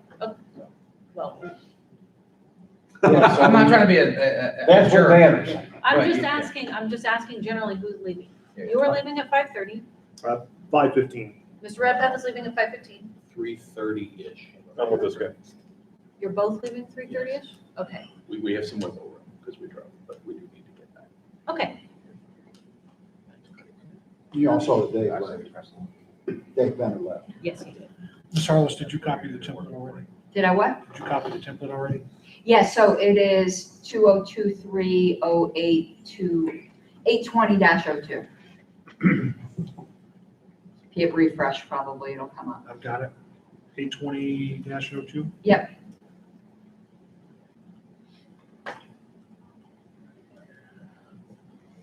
I'm ready when you are. So it's Mr. Hagopian, I put budget meeting, I meant budget motions, I'll change that in a moment, so everyone's ready when you are, Mr. Crum. Mr. Benner? Martin Kahn says yes. Yeah, Mr. Callen's voting in his place. Mr. Blankenship? Yes. Mr. Bowen? No.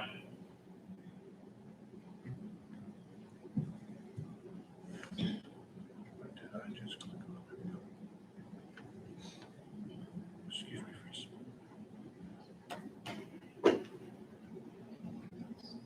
There we go. Mr. Dasson? Yes. Mr. Ford? Yes. Mr. Hagopian? Yes. Ms. Harless? Yes. Mr. Maligan? Aye. Mr. Nana? Regrettably, yes. Mr. Nikela? Yes. Mr. Tunowitz? Yes. Ms. Yaskinovich? Yes. I'm sorry, I've got to be butchering that. What's that? How do you pronounce it? Yanuskavich. Yanuskavich. I'll take anything, though, really, it's fine. I gotta put it And that was a in yes? signature right now. Yes. Mr. Watkins? Yes. Madam Chair, we have 11 yes and 1 no. It's actually 12, yes, well, after you head down, it's updated. 12 yes, 1 no. Okay, chair's not voting, the motion passes. And when she doesn't vote, if you put an A up by her name, so.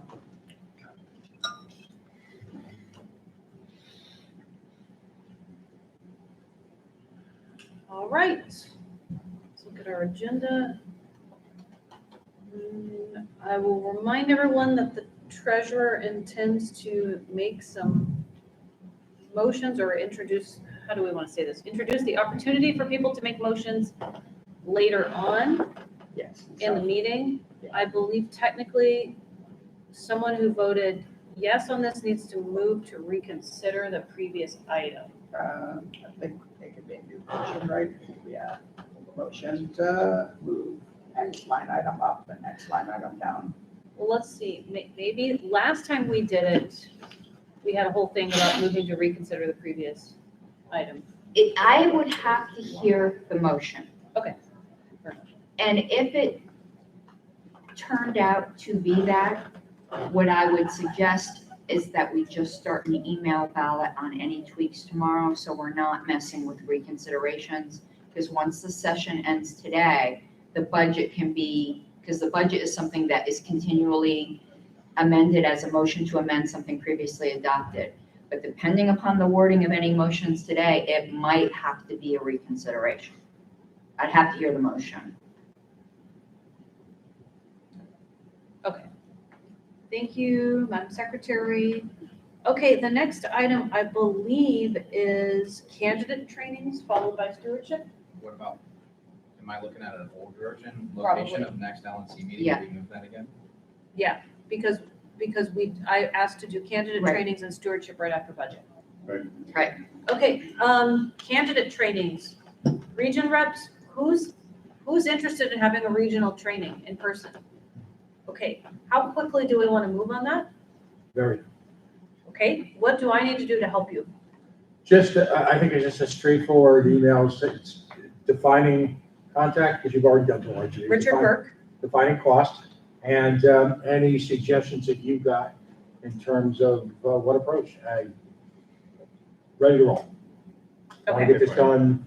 I think what we're looking to do is get this done before the weather turns in New England. it's $1,000 plus travel. I'm sorry? It's $1,000 plus travel. Yep. So we need to talk about splitting it. You're interested in as well. Yes, in addition to Mr. Ford's points, I would like to kind of, I mean, he did break it, but if we have kind of more of an agenda or a breakdown of what the candidates, when we promote it to candidates and we're doing it from like the LPCA, CSE, this is what you should expect, this is the time, Do you wanna like get- how much time, all that stuff. Do you want me to get you all on a call? Yes. Oh, that'd be great. I might be able to expedite all of this by giving you guys our agenda. Please. Now, you don't have to pick the sessions I picked, but Richard and I both agreed, without consultation first, that the ones I picked were the ones he would have picked. Okay. So I can just send you the list. Let's do that. And then if we need to get, I'm just gonna set a date for a Zoom call, and hopefully everybody's gonna be able to get on it, and if not, we're gonna figure it out. One thing we need to talk about is the cost, because we were initially budgeted loosely to spend about $2,000 on our end at National. Mr. Hagopian, where are we at now? Now, the cost of these trainings also just went down by about $1,000, so that's good. So you're saying 2 per region? And now I think it's dropping. Even if it was 2 per region, we have 35,000 in the. What did we have in May? Um, Had we even touched it? We had not touched it. Okay. So that's my point, like I believe when you and I worked on this, we had enough to both cover the regional trainings and the other item that people have been talking about, Online. whether or not that's what we use it for or not. You know, there was enough money in there for like 15 grand of extra. So we still have 35. Yes. we Okay, got so 35 in the budget. what we can do on our end is up to $2,000 to assist in regional trainings. So we can cover essentially the cost of the training and maybe a little more. The region needs to be responsible for the location, and maybe like hotel room block stuff and food. So we'll take care of the actual training, you just like physically set it up. That's outstanding. That's exactly, the region had already voted to approve the prior model based on similar numbers, so. So it's about the same, so You both now have an email in your inbox with the session. fantastic. Are there any other regions who want to have a training? So just to clarify, so it was 2,000 split in the past, and that's what I presented to the region, and there was It's not much the appetite. same. And now, the same? It's the same, except the cost might be lower. Is the national still willing to, if it ends up being less than 4, will national still kick in too? Probably. Just to clarify, we're talking about 2,000 per region, correct?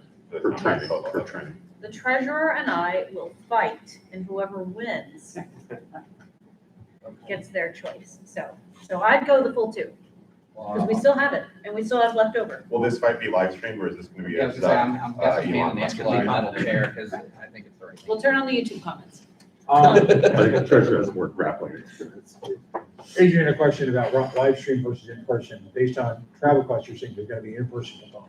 Okay, So, so I will discuss this during my proposal, but my plan would be for those that, I did throw it in there. My plan would be to do the region 4 candidate training when we have our next LNC meeting in an adjoining room so that we can maximize turnout all the way around for what we're trying to do. Is there a seating limit on how many people can attend this, practically speaking, based on? What was the limit that Richard Burke suggested? None? Give me one. Well, for national, we're talking about having 100 people in a room at least, and at the last convention, how many did you have? 300 people in a room?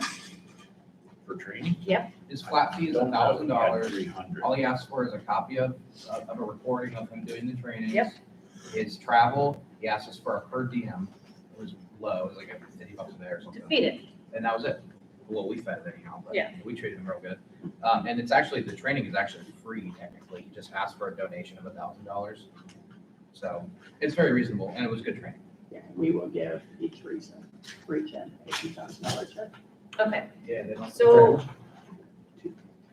so Mr. Tunyevich, did you say there was not appetite in your region? I Unsure? think because primarily of kind of the diffuse geographicness. But I put out a call out to all chairs, and I could try, so again, I'll be speaking with them again soon. I'm inclined, please revisit with them, I'm inclined to set it up and see who attends.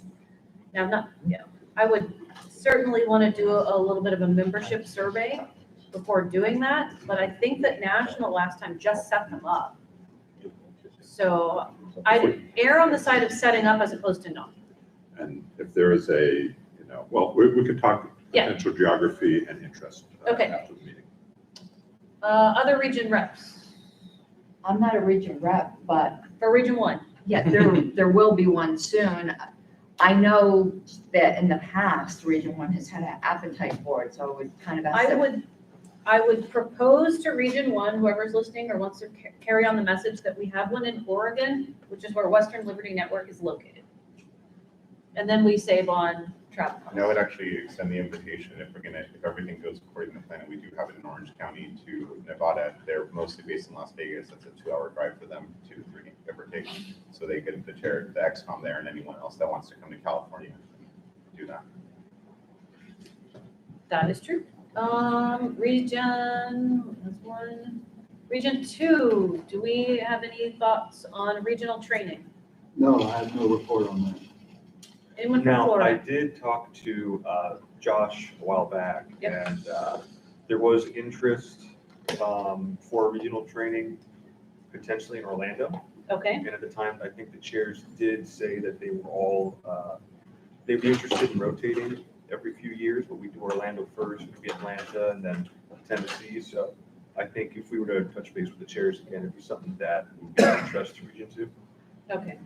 We're gonna augment ours according to our plan, in addition to what the firm provides with some folks who live in the region doing additional training. I'll be doing something on our media, we'll work out those details. I just want to make sure that one of the things that was successful about the prior model was the fact that it was open to people who weren't able to attend their own regional training. So I would just say that Region 8 will gladly welcome anyone who wants to participate from anywhere that makes sense to them. Sure. And I would encourage that with all the regions, because frankly, just sometimes it doesn't work out for some people in timing. So let's maximize the benefit for that, for the country. Madam Chair, what kind of minimum attendance are you looking at for these? Attendance wasn't great at ours, I'm gonna be honest. It was not terrible. I mean- Less than we expected, and I think you guys should expect similar circumstances. Well, but- I mean, what does that mean? Is that a dozen? Is that 20? Oh, no. There was what, like 50 people there, not 50 is including good. the speakers. No, 50 is good. I think 50 is good. I think that you should get at least 25 people to attend. That's my personal opinion. But a lot of that's also going to depend on the people that you get. I don't want to say that there are people who aren't quality people, but if you get people who are very serious candidates and serious campaign managers attending and they're going to get a ton out of it, then it's difficult to quantify the dollar amount and how much good it can do for the state party. You could end up with 10 people there and it's like one of the most effective trainings ever. Yep. Okay, that's 1, 2, 3, 4. Region 5. Any thoughts? There has been no expressed interest from any chairs or members about any type of training. I can float the idea out more aggressively, but no one has approached us at all. Please do float it out again and I will also reach out. Okay. Well, you heard anything? People coming? Well, I think the last one we had in Norfolk went pretty well. Of course, that was in 2021, but I wouldn't be opposed to having one, Yeah, I think we should do it. and they had a pretty good turnout. Okay. That's Region 5, Region 6 we already discussed, Region 7 isn't here. Jonathan has said that, it's still under discussion. Yep. Last time, 7 was pretty well attended, I'd imagine. And I had a chat with a couple of people from Region 7 who were interested in potentially hosting it, so. So I'll touch base with him about that. Okay, let's set a potential date to have a call about that.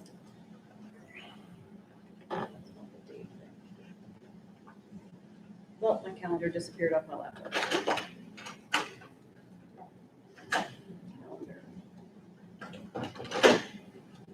Okay, I'm gonna look at the last week. Labor Day is when, the 4th? Let's try to set a Zoom call before Labor Day to discuss candidate trainings. The next thing I want to discuss is stewardship, and I need my fundraising director in here. I'm here. Oh, there you are. All right, if there's no objection, I'm gonna turn it over to Luke Troxel to talk about how we can take care of our donors. Yes. Do you want to go up here on the podium or you just want me here? You can jump up. All right, cool. Up here. Speech. So one of the big concerns that we're focused on is trying to make sure that donors feel appreciated and that we're constantly able to provide them with the information necessary about what's going on in our organization. One of the programs that we've heard probably the most about is membership cards. We've had quite a few emails. Drew, I think, is not in here at the moment, unless he's on the ground. Yes, he is. He is. Drew has received your messages and has passed them along to the proper people. Andy talked about this yesterday a little bit, but the main issue has been getting the proper dates, because we know everybody thinks it's very important to know exactly when you were a member, and we don't want to send you cards with the wrong information. We're very close to solving that problem, if not ready to get those sent out. Last time I spoke to Andy, we are able to pull membership dates using an alternative system. Getting them sent off to the printer and have the accurate dates on them. We're just making sure that we have that information ready to go so that it's accurate and nobody gets a date that is wrong and then lets us know in a vehement email. So we're very close to sending out membership cards. That's probably one of the easiest ways for us to let people know, hey, we are recognizing your membership. We want you to know we appreciate it. We're also getting ready to start sending out thank you cards again to our larger donors that are coming in. Appreciation is such an important component of fundraising. You can lose a major donor instantly by simply not sending out a thank you. So there are other ways, though, that we can really show our membership that we appreciate them. We've had Matthew Bucks making phone calls to members who have lapsed in order to ask them to rejoin, and calling people who have renewed their membership to thank them for that process in lieu of the thank you cards that have been going out. He's been doing a phenomenal job as far as that's concerned. But the most exciting thing, and I think this is something that's been missing, that's been done in the past, is that there are different items that we used to be sent out. I'm sure some of y'all remember the bumper stickers, the pens, all of these different items that we used to give out to people who had certain donor thresholds. I believe that stopped for my time here at the LNC. But we are getting ready to set up a new program that is going to, again, provide donors with those sort of things. It's going to have a cost associated with it, so obviously it's relevant to our expenses. But I think it's important to spend that money. Most of the time, if somebody receives nothing, we're just waiting on the goodwill of them to send us more money. And I don't know about you, but a small thank you goes a long ways. And have any of you ever received a bumper sticker before? Yes. Is it on any of your vehicles?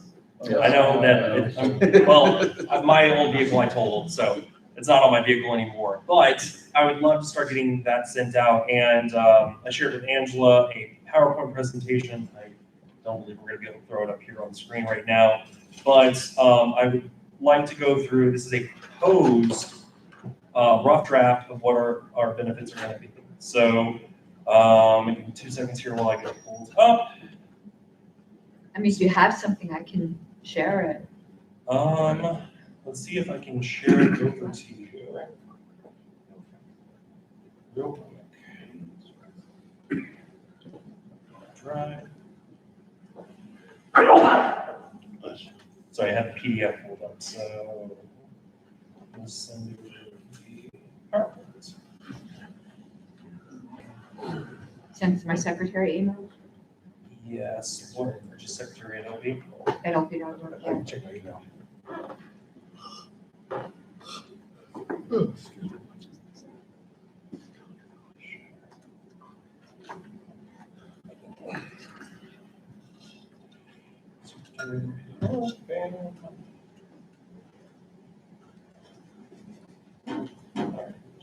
Sharing it now. Did you email? Oh, it's shared as a file. Okay, let me, can I download it? You should be able to download it. Open. File. Download. And it's really the second slide that is the most Okay. important Let one me just get for this. our discussion. The first slide's already been implemented, and that was our Discord server. We decided to put that together as a means of facilitating an environment for our donors to have space to discuss what's going on in the party, as well as to help build a culture that is going to facilitate people wanting to get more and more involved. It is, in case you guys aren't aware of what the Discord server is, it has two components to it. This is, sorry, Karen, you go to the first slide, actually. Okay, sure. This does discuss what we're talking about currently. So we decided to set up a subscription model because the idea here is that we want to provide something for people whenever they're donating. In the past, there was kind of this weird issue of like, oh, well, you get a one-time benefit from a ongoing subscription payment. And I thought that was an odd incentive structure. So the way that we fixed that is we provided two different sets of incentives. Most of our incentives are going to be put through the Discord subscription. So if you have a subscription to the party, subscription membership, if you donate on a monthly or yearly basis to the party, you get certain benefits and privileges to our Discord, which is only accessible for writing purposes by donors of the party. There's a vehement discussion internally about whether we should make this open to the public completely or whether we should make it free to our members. I think that it was important for us to provide a little bit of a paywall because there is Twitter, there's Facebook, there are 1,000 different free venues for libertarians to go and express their opinion that don't financially support us. I thought it was important that we have a space where people who choose to support our party can go and have a conversation. It's a filter that keeps out the trolls, but also provides people with an incentive to support the party, and they get something back for it. If you guys haven't already joined it, I highly encourage you to. There's awesome discussions. We have different channels associated with bylaws, with platform, with running for office, that members are having discussions, working on best practices, and coming together from all across the country. And what does this have to do with stewardship and membership benefits? Well, when people get something for their money, they feel appreciated. They feel like, oh, I can potentially give more money in the future, which is good for the health of the party. So this is the system that we're using right now. You only have to give $25 in order to get a part of it up until the end of the year. We are looking at reviewing that option at the end of the year to have to donate higher than just the $25 to get that. But that's a discussion later on in the year. So if you could go to the second slide for me here. Sure. What we just discussed is the ongoing donation benefits. What we're looking at is a rough draft, and none of this has been finalized. This is in the works, but I wanted to put it in front of you because I think it's important for you to see the things that we need to spend on in order to bring additional funds in, because some of these items are very inexpensive, but the idea is that we have a thermometer that as you donate, you'll get access to certain one-time benefits that you get each year. Some of these were existing items that we had before: bumper sticker, donor pin, branded mug and glass, things like gift books. So I know that every once in a while we'll have somebody who promotes to the LP that they want to give away their book for free through the LP or whatever, or hey, will you guys come and buy my book and promote it out to people? Well, we could potentially make this into a stewardship item, an item where people are getting potentially even a signed copy of Scott Horton's upcoming book, which Scott, I have talked with him, and he'd be willing to provide a discount to the LP in order to purchase the upcoming book, if that is something we'd be interested in doing. So things along those lines. And then this is something that we implemented in Texas, and I think would be a very fun and unique concept for the party. I don't know if we've ever done this in the past, but having a custom minted coin for people who give over $1,000. The coin, we could change the design each year if we wanted to. That does have additional costs associated with it. But Libertarians love their metal. And so this could potentially be a way to incentivize people to give larger donor amounts, especially if they're on the cusp of reaching another goal. So if someone's only given us, say, $150, will you give us $30 more for the year and get your donor pin? Great way to promote in December for people to kind of jump over the end or right before their membership expires. Then obviously we have access to the Torch Club and lifetime pin for people who become lifetime members. That's something that's been a tradition in the past. Invitations to exclusive groups such as the Chair Circle. I am not aware of the Chair Circle's current activity, but that's something that we potentially promote. And finally, how many of you here have seen John Wick? What? Everybody's seen John. Well, I thought so too. So I'm not going to bore you with the details, but there is a concept where they give gold coins to people in exchange of social currency. And the idea here is that if someone were to donate the maximum dollar amount to the Libertarian Party for each year, so $41,500, if someone were to donate that, they would get a custom minted gold coin from the LP, would give them access to all Libertarian events for the rest of their life. If someone's willing to shell out $41,000, I think that's a pretty easy sell to be made, because if someone's willing to commit that sort of money to the LP, then they're obviously committed to the cause. I don't think we need to be nickel and diming them for access to the front door, because they'll likely give again. And so it's just something that we can provide to people, small things that'll make them want to give more. All of this is put in frame of mind of raising additional funds for the party, but this is one of the best ways that I see for us to provide feedback that people will appreciate and will be able to help the party's financial future. Do we have any questions? Mr. Polk? I love a lot of this. I love the idea of that one-time pin, and I think folks who are at an event, in addition to lifetime members, should be recognized at that event. Of course. Because quite frankly, if you're in a position to do that, you're probably going to write a check while you're there anyway. So quite frankly, giving them the free ticket indoors might actually be revenue positive. On the other extreme, when it comes to the lower level gifts, the only thing I would ask, I'm a big fan of the public television model. Always have different things. But particularly on the lower level things, they should never be things that they can buy online at whatever gift shop or merch shop we move to. They should be, by distinction, unique, so that other people in the movement, when they see someone driving by, instead of flipping the bird, will actually see maybe a customized, golden chicken or whatever we call it, so that we recognize other people and we're kinder to them before we flip them the bird, right? So just those are two extremes, and I think a constant revolving model of maybe when we do fireside chats online or things like that, a little pre-taped video commercial about we've got a special a signed book for a lot of us, particularly by one of our prolific or libertarian heroes, is to me a powerful tool, because that's something you put up on your fireplace if you live in New England, or you put up on whatever the hell it is if you live in California, and it's a signal of conversation. Dinner night. So anyway, great stuff, and I'm glad to see that's in serious motion. Madam Chair. Okay, so there have been concerns addressed about the silver coin program, that it would cost a lot of money up front. I spoke with Carrie Eiler about it, because her family runs like a small little silver forge company. She's not sure if she personally could do it, but she knows a handful of other people that do the same thing. We could order these in small batches. Yes. They're going to look more DIY. They're not going to look as polished and professional, but you can still get Libertarian Party on them, the torch logo, things of that nature. It just won't be as detailed as like a quarter per se.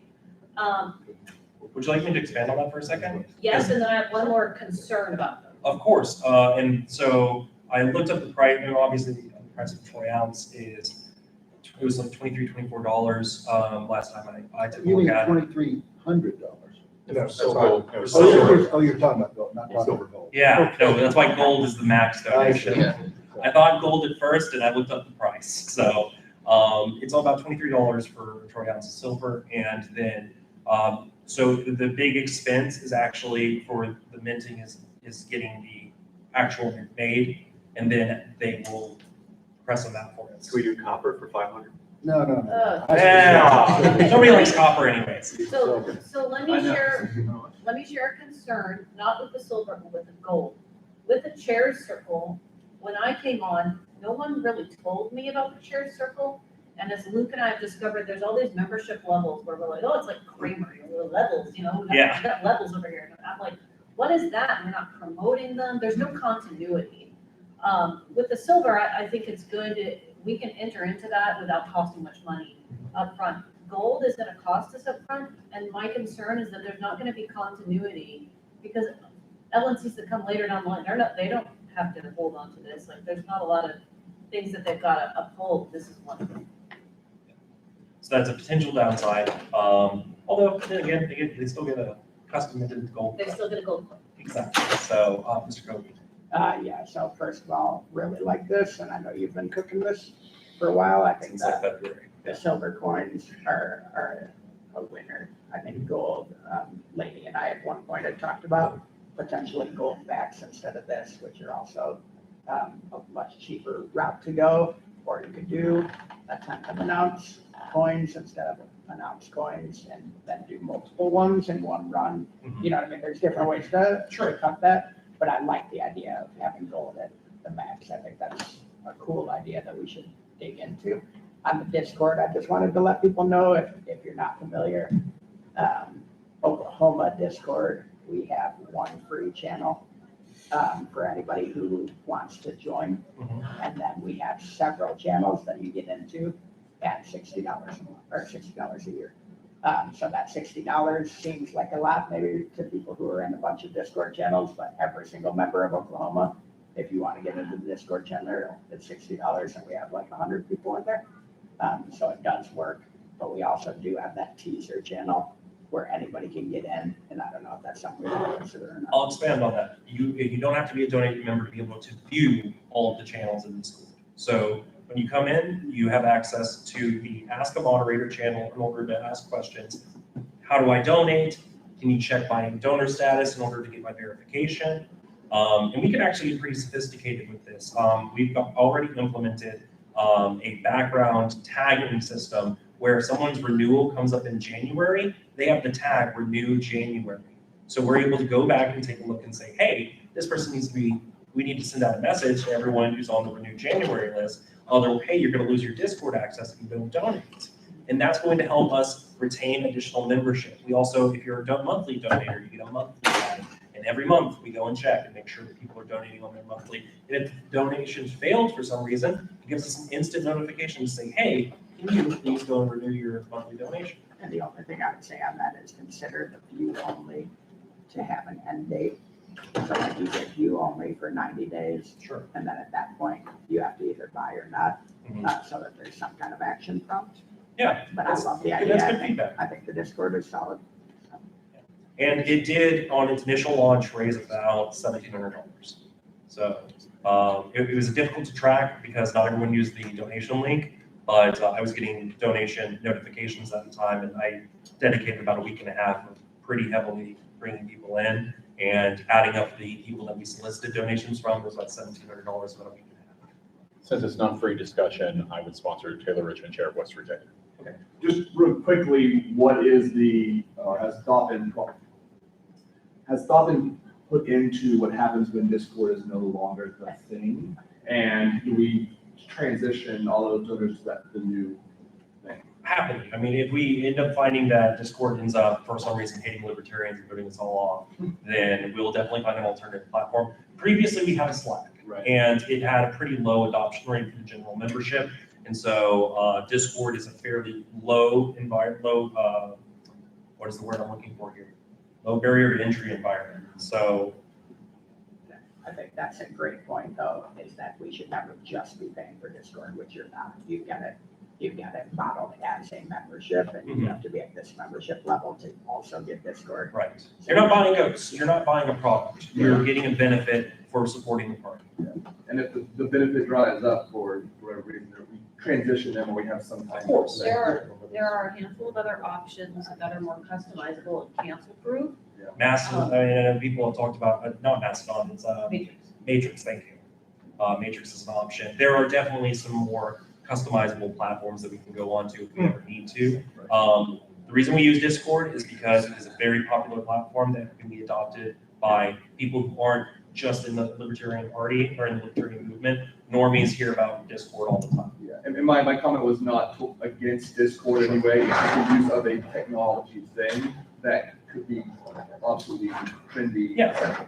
Yeah, apps go out of fashion all the time. So, any other questions before I would like us to touch on Matthew Butz's report. Do you want to go over details? Some feedback from donors and members. Yeah. We are out of time, Madam Chair. 2 I'll seconds move here to to go over. extend for 5 minutes? 7 minutes. Let's do 10 minutes.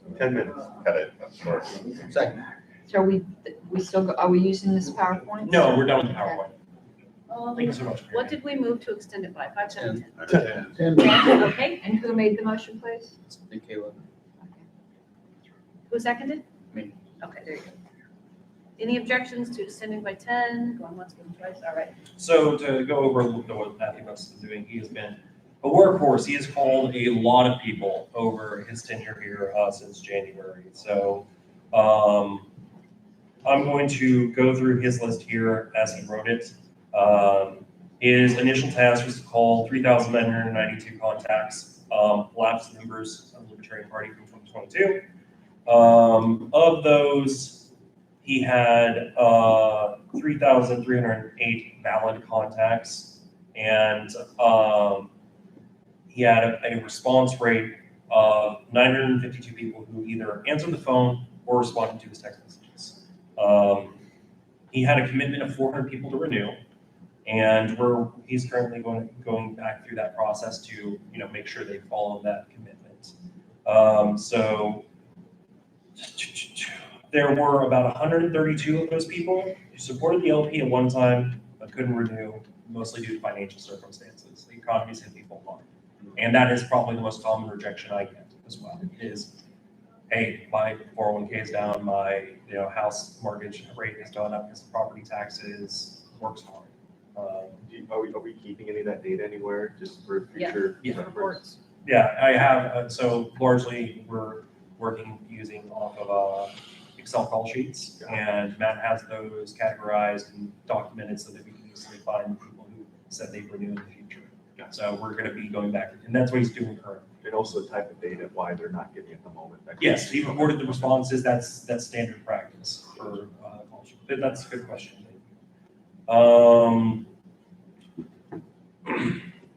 39 considered renewing, rejoining the party, but take issue with our social media messaging. 365 refused to renew memberships due to various concerns. I imagine that most of us have heard at least one or two of them, but the one that did notice was had to do with a certain caucus in the party. Factional, we'll call it factional. Factional disagreements. There we go. That's a great way of putting it. And he received a few hangups from those calls. After that, we targeted people who lapsed. After he made those calls, it took him about a month and a half to, not a month and a half, it took him 2 months to shoot through those. And we called people who lapsed at the beginning of the year. So again, our response rate, we had a 25% or so answer rate for each of those. And that's why I think that Matthew has been an excellent asset to continuing our stewardship process and making sure that people don't fall off the wagon there.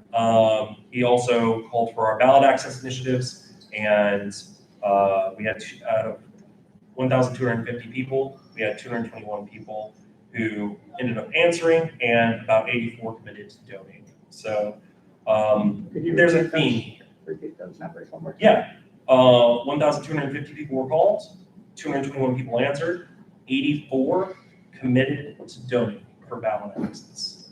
Now, I'm sorry, committed, like, no, so Matthew, I believe, has struggled with getting to collect credit cards over the phone.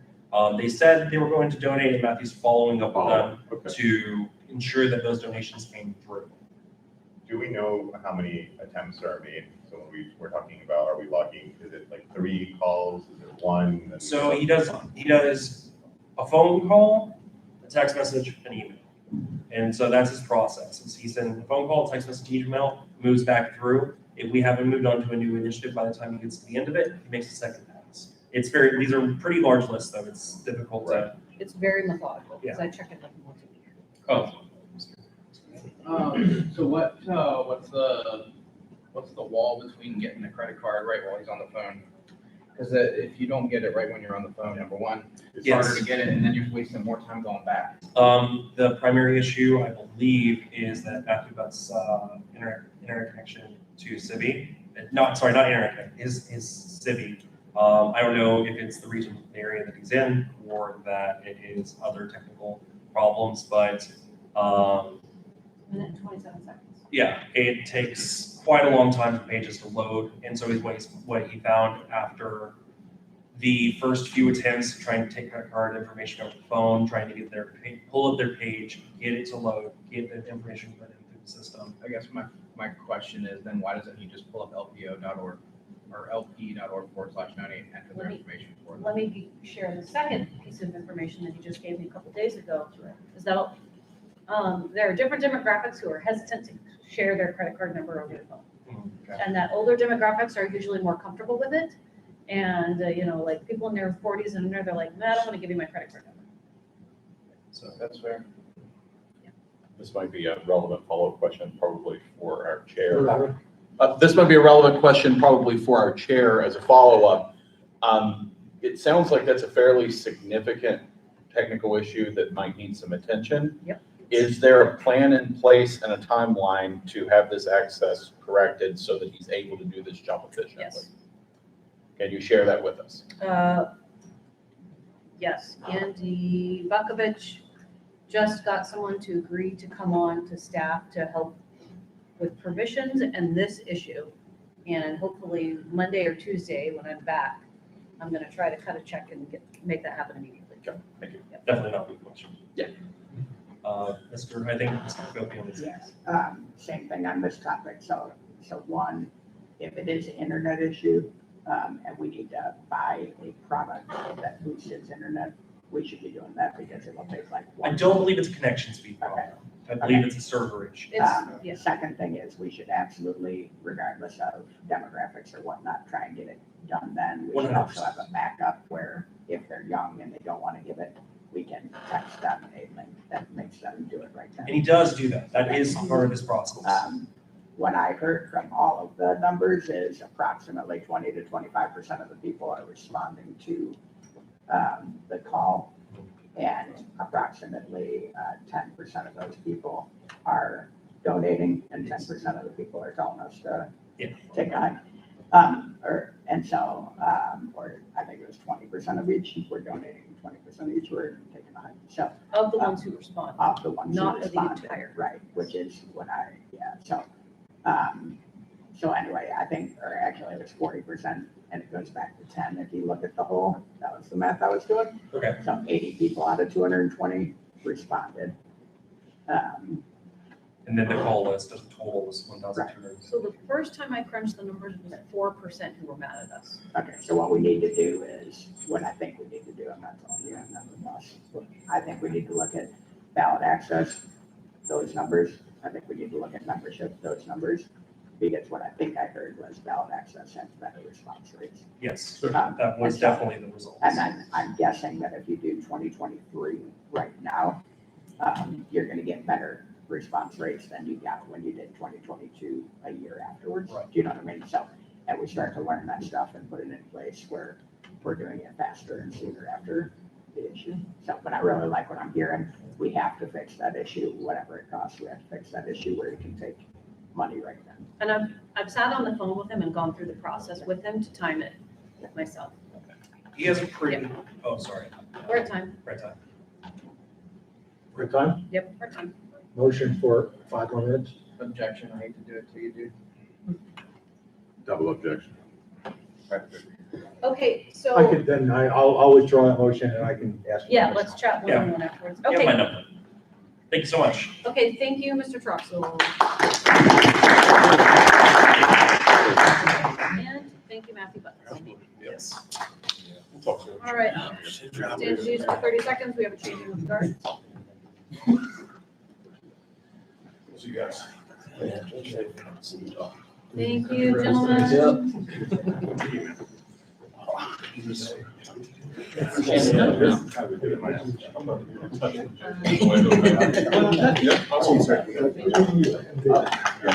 Agent 5 side. Move the game.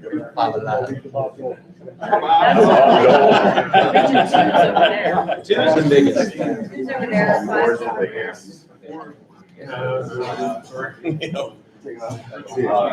You too. We have been on that. You too. Safe drive. Bill, nice to meet you.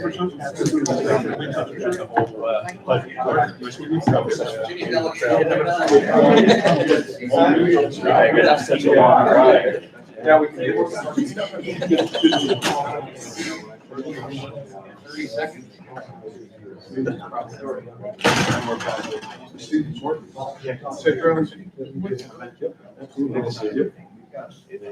Okay, How long you drive?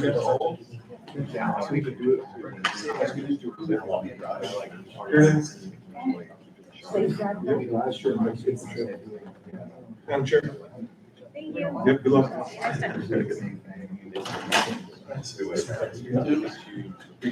Okay, guys, we have another agenda item up, and after our next agenda item, I'm gonna take a discussion where we're at, how late we want to go, do we want to do things online, stay here till 8 p.m., you know. Okay, next up is location of the next LNC meeting, agenda item by Mr. Melvin. Mr. Oh, Would you be, it's your agenda item, would you be willing to punt this to the electronic meeting that I think we're gonna for sure have on like the 10th of September or whatever? Yeah. Or do we need to do it right now? California needs to know, like that, they know that this is going, so I'm gonna, All right. I'll try to power through and, It's in connection with their in-person meeting. Yeah. Okay. Fair enough.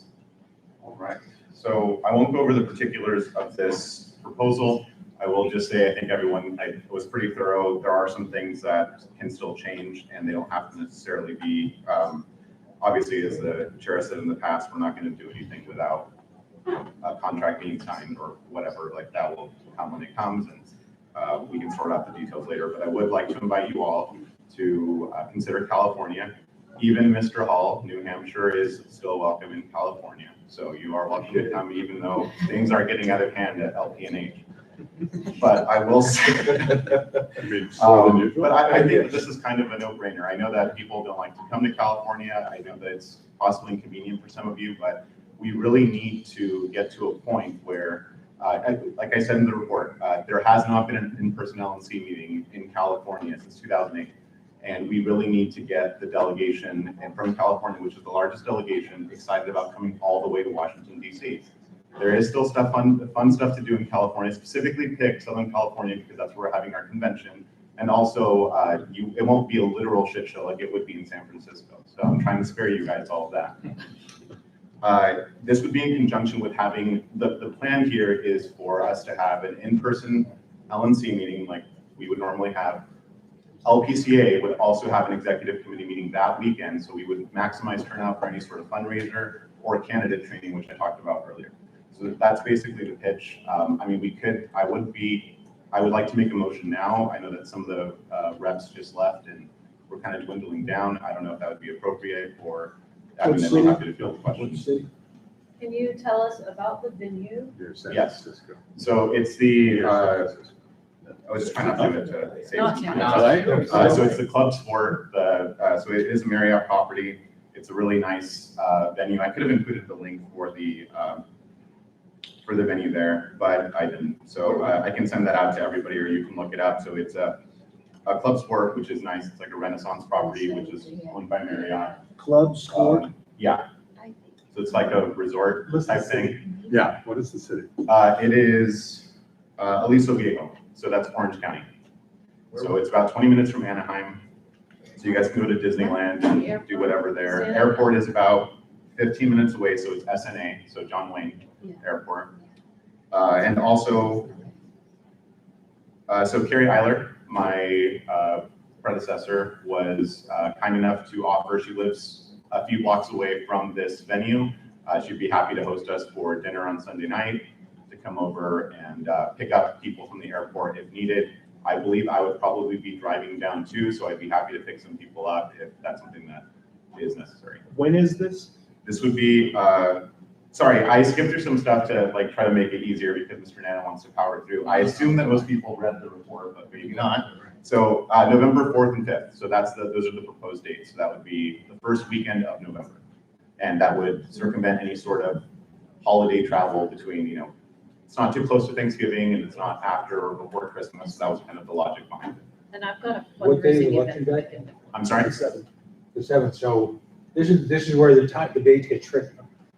Election day, is our elections around the country, we would be having an LNC meeting, which would take us away Oh, from. yeah, you know what? I our respective elections. will be a candidate and I won't make that. There's no way. Difficult day.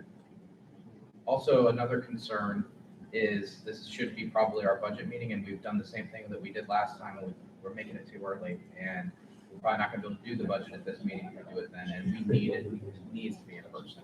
I do not want to do another electronic budget meeting. So I'll just say, I'm not married to these dates. This is just something like, I really want to have the LNC meeting in California because we have an opportunity to do a lot of fundraising. This is the chair's like former backyard. Baby Arthur brings people out. They haven't seen her in a long time. They want to know that the LNC is invested in them. They're going to be invested in coming out. It's really hard for me to make a pitch for everyone to go to Washington, D.C. and rally the troops, so to speak, if the LNC isn't willing to reciprocate by coming to California at some point in time. I mean, it's been a long time. So I'm amenable to changing the dates to whatever works for everybody. We can do this over email. We don't have to do it like right now. But I would like to be able to tell California that the LNC is committed to going. And it's just a matter of hammering out the dates. And I can also move the executive committee meeting because it hasn't been properly noticed yet to ensure that the LPCA is there present. So I'll go with Mr. Nana first and Mr. Ford, Mr. Kmevich. I agree, we should go to California. What if we do the winter meeting somewhere else and do the spring meeting in California before the one that we would have before the convention meeting? So we would still be committing to go to California. We could even plan our next two meetings, so everybody has plenty of time to plan out travel. And I mean, is that? I'm not opposed to what type, like what's the time frame here, or the months? Or, Well, I mean, it could be like March-ish. Is that too late for their candidate training? that would, yeah. So I would tie. I mean, so if we're going to do that, then I would just do the candidate training as a separate thing, as its own thing, I guess, and we wouldn't lump it in as part of this whole thing. Because I was trying to maximize like a jam-packed weekend so that everyone would come out. People from Northern California would obviously stay for the weekend. We do a fundraiser, do a whole thing. But I'm not married to this specific proposal. It's just I really would like, and California would like the LNC to be there. So Since it's that close to right before election day, why not like do the first week in December? I wasn't really thinking about that, to be honest, because it's an off year and we don't have special. Like I wasn't thinking about that portion for California, but. First of all, your proposal is very well considered, very well, other than debates about the date, it's very well done. I do want to point out for the record that there's been one meeting in the Northeast in the last 25 to 30 years. DC is not the Northeast, it's not even remotely the Northeast. So, there was one meeting in Boston, which, whatever, it literally about 25, whatever years. I don't think that was my first one. Yeah. I'll just say that we don't have an understanding of geography or weather in California, so it's all the same. After you leave California, it's all the I understand that, and what's left of California after the storms and the writer's strike might not be that much to even visit. But there's that point. But we've had, just to be fair, we've spent the greater majority of events in the last 2 years either in the far west, the southwest, So I just want to point out that there's been a lot of travel from people from the East Coast going that way, and it's expensive and difficult, and we understand that, to be fair, that California needs attention. But not far enough is what I'm saying, not all the way to California, but there have been some things in the West that's fair. Mr. Tunievich, Our last convention and 3 of our last 4, I think, regional meetings. I just have to put that out there. Well, again, as to some my place, as I see hands go up. Jump, yeah, jump. Thank you, Madam Chair, very briefly. So I appreciate the work that Mr. Malagon has done in putting this together, and I'm certainly love to visit California, beautiful state. I think 2 points. One is the timing, which has already been mentioned. The second one is this does not seem to follow the process we have in setting other meeting dates. Generally, we have identified 2 or possibly 3 potential locations based on, where we have traveled in the past, where we have not recently, and then a staff member, in our case, Mr. Kraus, but whoever now, investigates the competing pricing and availability real quick, and within a relatively short period of time, comes back to the body with what seems to be the best deal. And I think that, I'm not sure why we're not following that procedure now, but. It's not a procedure. Okay, well, It's not a procedure. well, whatever you want to call it, a practice. So I got the copy of the RFP that Mr. Kraus, so request for proposal, for those of you that don't know, that's what I used. I did amend it, obviously, because it's going to be a little bit more, and it's more people, and we were going to have different time slots and things going on. But I did basically copy that request for proposal, submit it, and I worked with Ms. Kyler to do this. And as I was looking for it, I was doing this at the same time that I was helping plan the California convention. Nice. So this I was sending them out to different locations and trying to weigh out what would be the best at that time. So I as the appreciate chair that. said, it's been practice or tradition, I guess, but as my predecessor in California once said, sometimes tradition just falls to the floor. So Indeed, and I'll just throw out the site of our 2026 convention might also be an appropriate place to visit. Thank you. I put it down, so it was. Yep. First, Pat, you broke the deal. You said because you are indirectly advocating for Rhode Island, I can tell. No, I've actually kind of given up. And you promised that you would wear a pirate wrench outfit the next time, and you haven't fulfilled that, so. My new outfit is pretty small. No Rhode Island. the secretary has raised father catcher. She has a good memory. However, in the time that I've been on the LNC, there really isn't like a way we necessarily do things. Normally what people say, like when they want to have meetings in Rhode Island, what tends to be said is if you really want a meeting in your state, then you should go send out some RFPs and bring back a proposal and do a presentation. I wanted a meeting in New Mexico. I got the RFP from Robert, and I solicited I know y'all weren't so happy with that hotel, but it was a good room rate. But I think Adrian did what we always challenge people to do when they're like, yeah, but you're not having it in my area. So I honor what he did. These dates I don't think are going to work, but I'm in favor of the proposal. This is the type of things that need to be done so that staff doesn't have to do it. If we want a meeting in our area, just like we say to states who want conventions in their state, help us find a good location. This is literally region rep work. Yeah, I'm so like, hats off to you because you actually did it. Thank you, ma'am. I think it was Mr. Nicola and Mr. Collins. So I definitely think we should be showing California some love. I don't remember the last time we've been out there. It's been a long time. Been before we've been on board. So. We've been out there once, I think. Yeah, I think it was when Jeff was running. I think it was in his county, wasn't it? It's been a long time. It's been a minute. So I do think that California deserves to get some attention. May I also potentially suggest that we were actually talking about doing a fundraiser, maybe a Christmas party type thing in December, and that could be right around the time we have to do our budget meeting.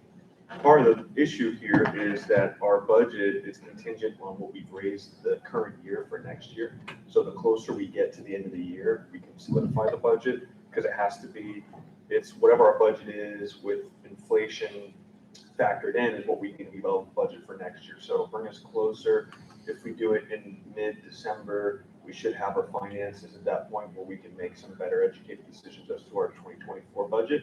I think it'd be a good opportunity to come out to Cali, meet everybody. There's obviously a huge Libertarian presence there. Do a Christmas party, you know, you show us where you want us to do the FRP. You've obviously done the work, so hats off to you for that.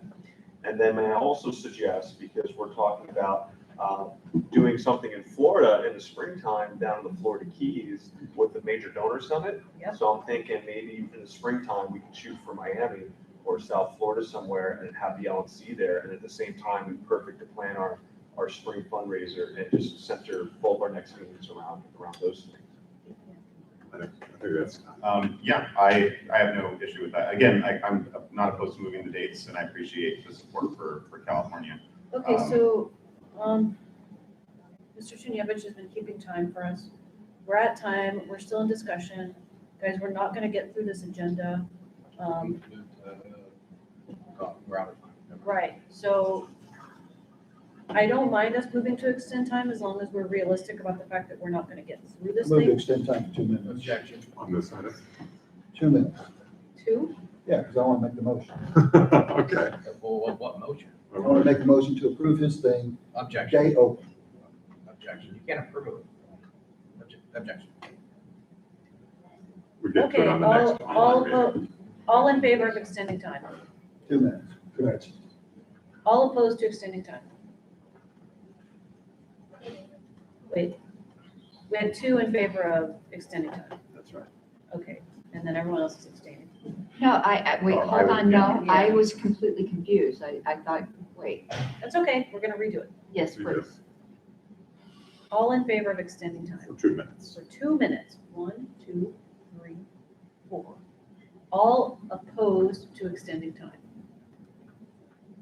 1, 2, 3, 4. I hate you guys. Tiebreaker. There is an irony. Tiebreaker. here. All right. No, This it's in took 2 minutes. 2/3 to you're extend right. time. Okay. Oh, is it? Right. This took 2 minutes, and Mr. Cowan could. Indeed, We indeed. would have had a motion, we All right. had to debate the motion. If I say one thing, I would support Mr. Malagon's move if it could coincide with the December date. I would be very much in favor of exploring that. So just to make I sure like I that. understand, I mean, I guess we're out of Right. time, but December is what I'm getting the vibe. vibe Yes. for. Okay, I can do that, and I can take care of this over email, as long as California knows. And do you guys want to recommend some dates, so I don't, Yes, shoot that out? please, let's, remind me to get an email for going about dates. Yes, thank you all. Okay, When do you think we'd have the finances for November ready in December? Theory would be December 10th. okay, let me run through the agenda quickly, what we have left. Executive session discussions for executive committee legal, is that still, or have we taken care of We it? took care of that. Okay, so we have New Mexico name for petitioning. Stewardship plan has been taken care of. So we have New Mexico, decay motions. Regional Regional reports. reports. Region And all the reports, reports. 7 region reports, and there's 7 committee reports. We'll move to strike regional reports from the agenda. Second. Oh, you want to hear them next meeting or something? No? Second. You can read them. Oh, this is much more. Okay, what about committee reports? We can strike the PUCC report. Here's what I would suggest, Is there a second as an there? idea. Date certain, make sure everyone has it in a written report by Tuesday. Yes. To the secretary, if that can turn up on Tuesday or Wednesday, to make sure everything's uploaded, and then just share it with the community. Because I'm not gonna argue against striking the region rep reports, but I don't wanna get into the practice of doing it. I think it's like important that we're communicating with our region and we're doing it on a live stream and everybody's, what's going on. I agree, by the way, but I also had a separate question. All of the stuff that Mr. Duque moved, and again, I might be looking at it wrong, when does that come up? So that we can either take them up or not? It's at the Coming end up of new after New business. Mexico. And if you wanna move some of it to an electronic meeting, we can do that. My thought is, Because we still need to do motions for Mr. Hagopian too, for his budget. Yeah, I'm in favor of talking about some of these. Obviously, some are non-starter for me personally, but I think we should take it off. So, Well, I would just say that if we're gonna do that, I'm not opposed to striking the region reports. Same thing in California. If you submit the report, everyone is expected to read it. But I think we should at least give like 2 minutes for fielding questions if anyone does have that. So for those that read the reports, if you have any specific questions, at the very least that, if nothing else. If we're gonna keep the Duque motions on the table where those are non-starters for a lot of people. But my 2 cents for all that works. Okay, well, our next agenda item is New Mexico. Name for petitioning, 15 minutes by Mr. Watkins. Well, point of order, is the motion on the floor still? Yeah, To strike he's the- got a motion on. Oh, I'm so Oh, yeah. sorry. Yeah. You're right. So we're striking region rep reports? I said, Joe. Who's seconded? Me. Okay. Takes 2/3 to amend. Is there any objection? Yes. Oh, there are, okay. If I could try something else. I mean, Yes. we don't have a next meeting scheduled yet, is that correct? So my hope would be to move the regional reports to that next meeting, electronic, whenever that is. Can we establish, would this be an appropriate time to establish our next meeting? okay, what if we move them to the end of the agenda and then when we run out of We, time? we've got a motion on the floor that's seconded. Is there amendments? We're getting like, I know we're all tired because I'm super That was tired. just a question. No, Can I amend my own agenda to, instead of striking them, to move them to the end of the agenda? I would It still still takes object, by the 2/3, way. right? Wouldn't it take 2/3 to get? All right, well, we're wasting more time Yes. arguing about it, just do the reports. I'll vote this down, we'll go to a vote, I'll vote no on my motion. Okay, all in favor of striking the, region rep reports? Let me count. 1, 2, 3, 4, 5, 6. All opposed? 1, 2, 3, 4, 5, 6. Tiebreaker. No, it No. takes Two- 2/3. Ah, 2/3.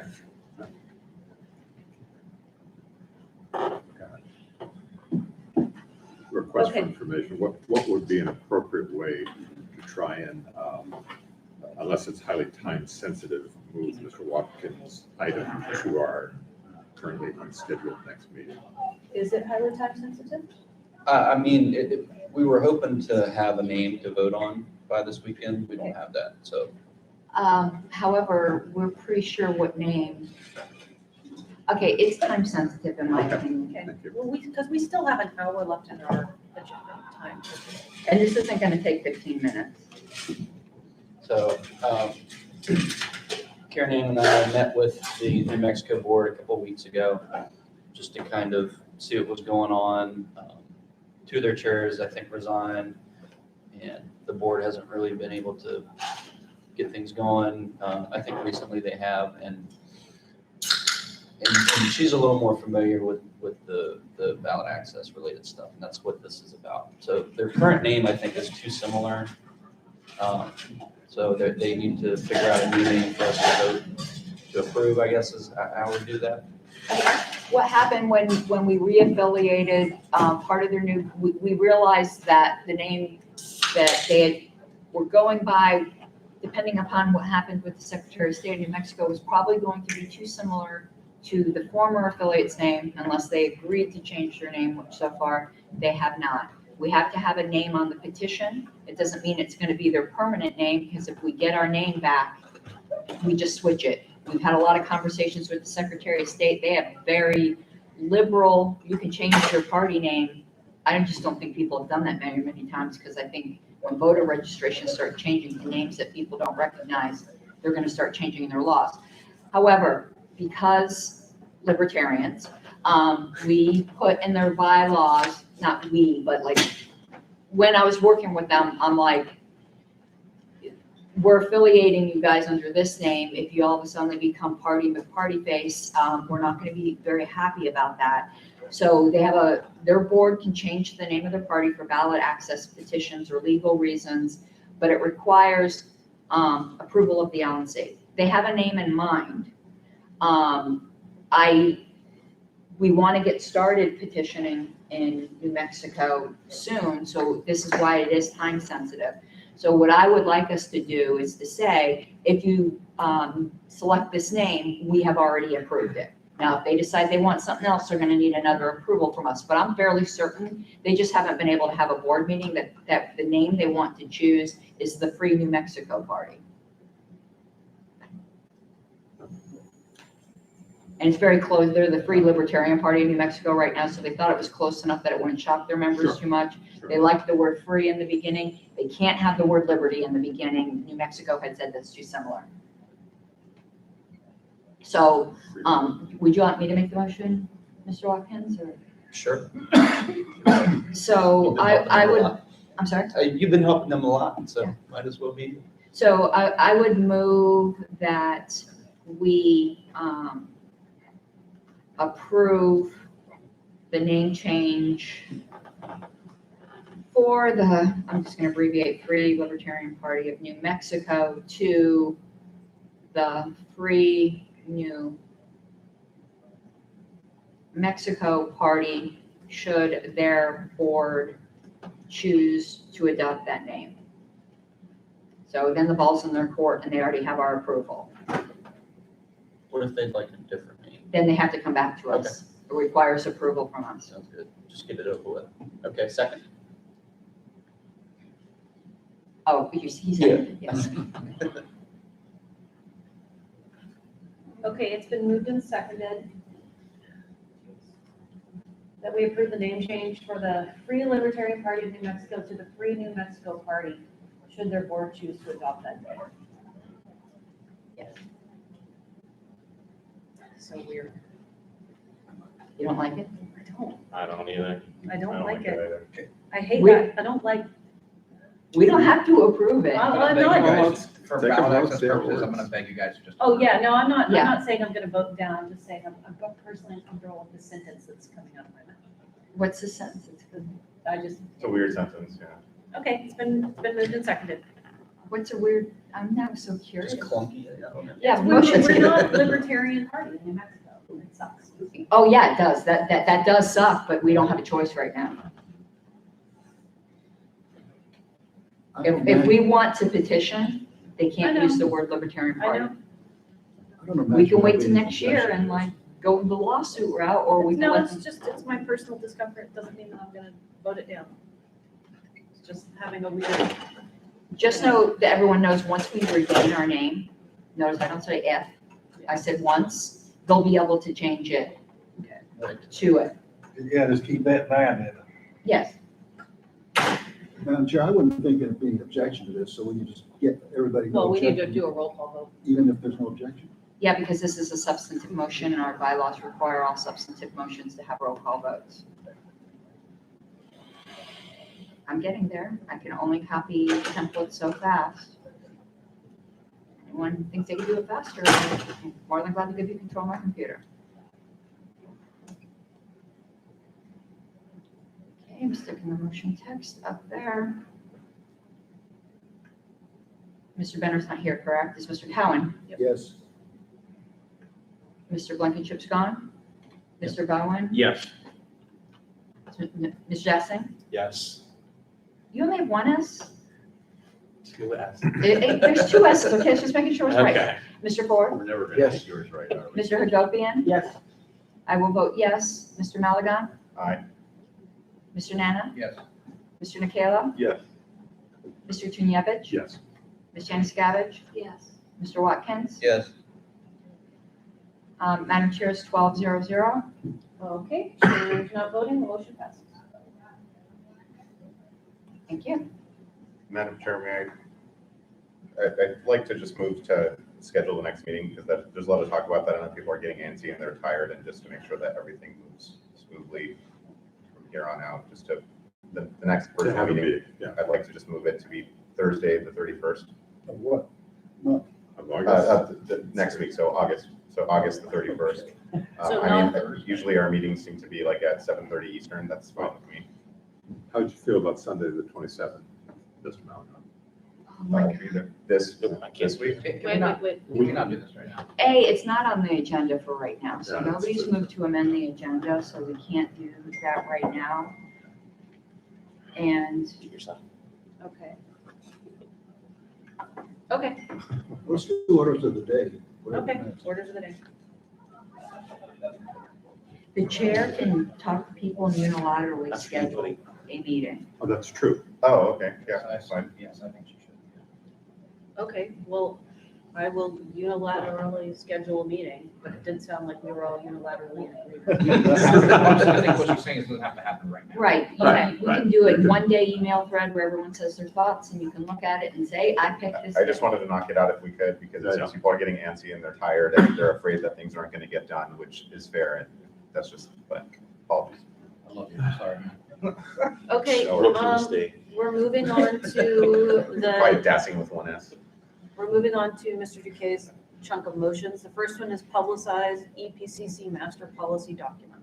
I have a desire to take this one up. Okay, I want to do it. I believe the rest of the committee is on board with this. It can be public. okay. So you're moving it. I'll second it. Okay, Mr. Chinyevich?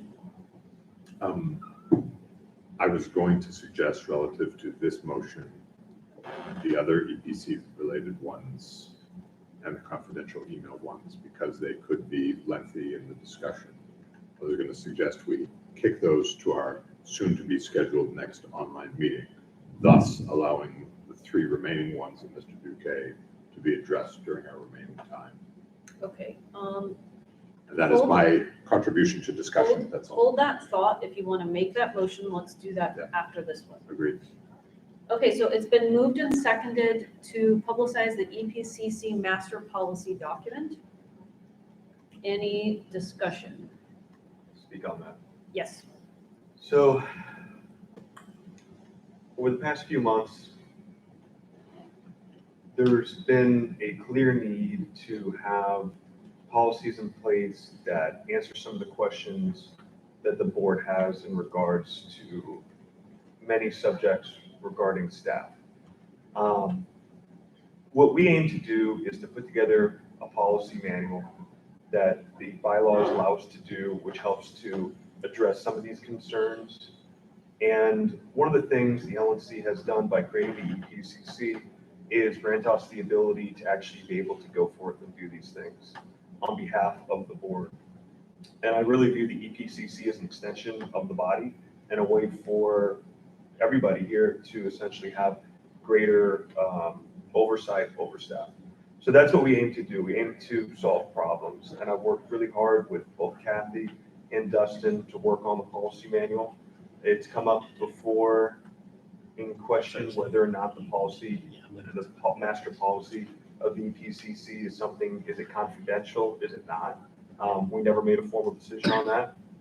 Now, my opinion is that by law, any kind of staff policy or employee manual is not meant to be confidential due to the reasons of if you're an employee of an organization, if you want to bring up your employment attorney for any reason that might come up or share it with whoever for your own personal reasons, you should be allowed to do so. So I don't personally have any issue with these policies being put forward. There's nothing in there that I believe is confidential or potentially damaging. I think it's all pretty much standard good practice policies that make our organization better. I wouldn't mind if they're published in a public place like the rest of our documents that we have online, the policy manual or the bylaws or anything else. So in my opinion, I think I shared the sentiment with my fellow colleagues on the EPCC, and I'd like to hear their opinions if they have any. I support this motion and don't see any harm of it, and look forward to continuing to work on this master policy manual to continue to affect staff policies for the betterment of the LNC. Thank you. Ms. Yanuskavich? Yes, I completely agree. There is nothing controversial about these policies. I have no idea why this was such a big deal for someone or someone's. But I think that you'll see it's a lot of to do about nothing. Once you get it, there's no reason they can't be public. I call the question. Thank you. Okay, question's been called. Any objections to calling the question? Okay, hearing none, we'll go to a roll call vote. Mr. Bowen? Yes. Oh, I'm sorry, Mr. Cowan? Yes. Mr. Gassing? Yes. Mr. Ford? Pass. Mr. Gopian? Yes. I will vote yes. Mr. Malagon? No. Mr. Nana? Yes. Mr. Nikela? Yes. Mr. Tunyevich? Yes. Ms. Yanuskavich? Yes. Mr. Watkins? Yes. Mr. Ford? Yes. And Madam Chair, it is 11-1-0. Okay, chair's not voting, the motion passes. Okay, Okay, the next one is, to delete the manual we just decided to make public. is anybody taking that motion up? To publicize, wait, hold on. No, after it's to eliminate To it. eliminate it? Y'all might want to read them. Yeah, I was gonna say, not having read it. So, How about a motion to table to our next scheduled meeting, since none of us, except members of the committee, have had a chance to read this? There's no tabling when no one has made a motion. Good point, sorry. Someone can always make this motion at a future Let it meeting. die. I failed for lack of a motion. Yeah, for lack of a motion. That's my favorite sentence ever. Start here, the motion is. So is it dying for a lack of a second? I mean, it's on. It's dying for lack of a There's no movement. motion. Yeah. No It's one on the agenda, but nobody moved it. That's Can you right. actually write that? We just put that in the minutes. That was a brilliant sentence. That's all. We just came up with a new meme for Cowan. That's Yeah, it was noticed, so somebody has the right to move it if they wanted to, but since the mover is no longer on this body, unless someone else wanted it. Okay, moving along. The next one is eliminate EPCC and make conforming changes to policy manual. So I'll move that, but I'll let you know it's with the intention of substituting that language with something else. Not nearly as dramatic as that. Okay. It needs to be seconded. But this is just gonna fail for lack of a second. Does it have a second?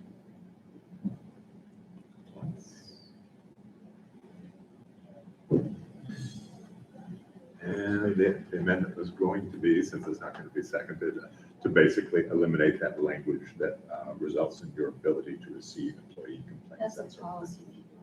But I don't hear a second. Okay. And I think the motion dies for a lack of a second. That's right.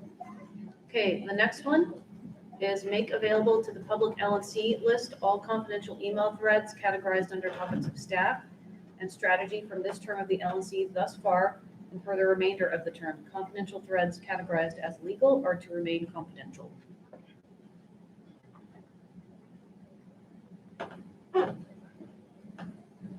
Is anybody moving it?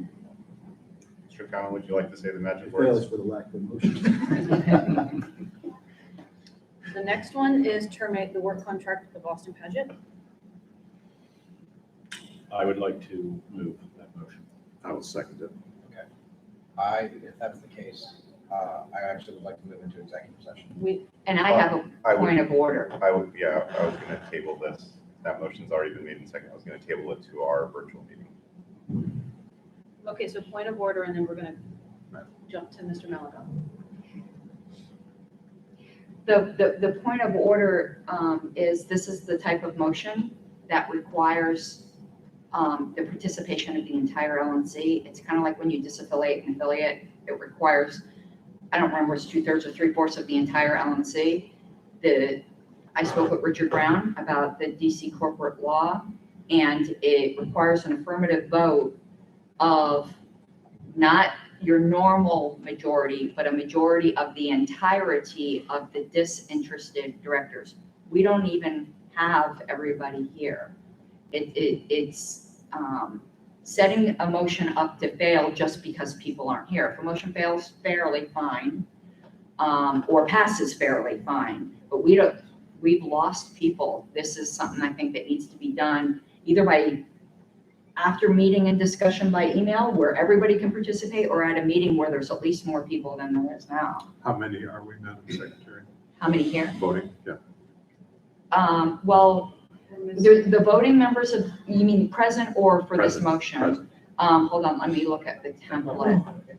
Almost every region is. Well, we don't have a region one, but that reduces the denominator, so we have 1, 2, 3, 4, 5, 6, 7, 8, 9, 10, 11, 12. We have 12 out of 15 disinterested directors. Absences count as no votes when you need a majority of everybody. To start a motion off knowing that you have 3 automatic no votes, I just believe violates fairness.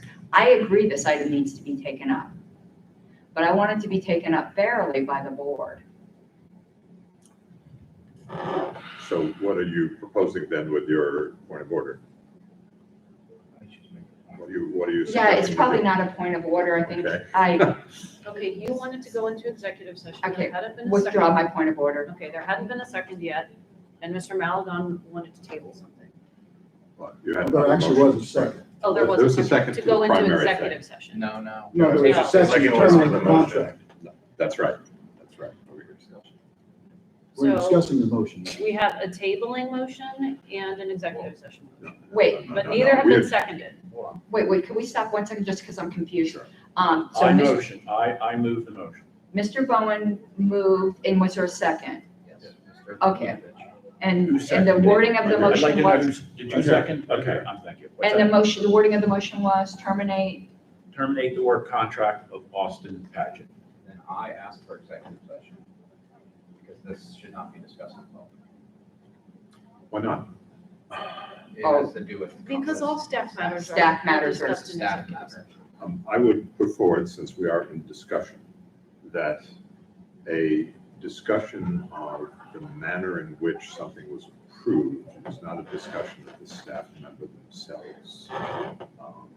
And the appropriateness of a hire of this nature. So I don't think we're discussing a staff person, no offense to Mr. Paget, it's here, but I think we are instead discussing the prudence of this type of a hire. But hey, if it's the body's will, you know. I'll second an executive session. And also, I think there's great member interest in this area. I'd like to move to table this. I mean, we don't have everyone.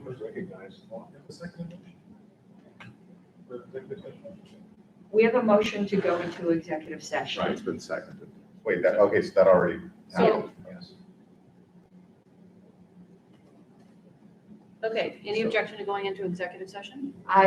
No, I'm going to object for the point of debate. And here it is. Yeah, I can.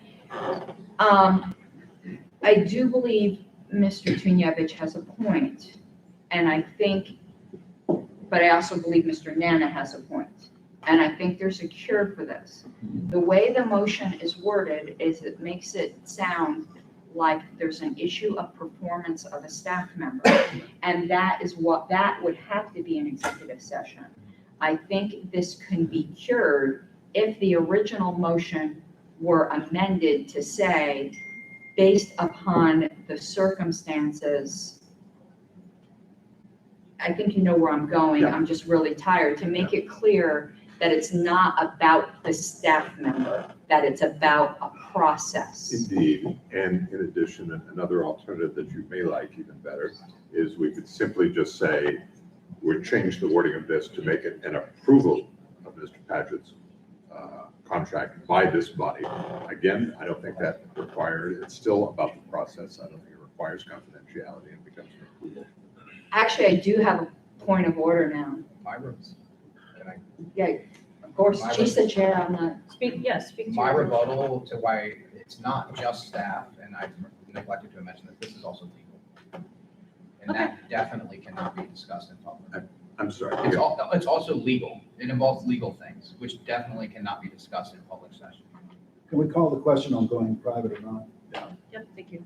Question's been called. Any objection to calling the question? Actually, I had a point of order that I just deferred to Mr. Nana because he had his hand raised first.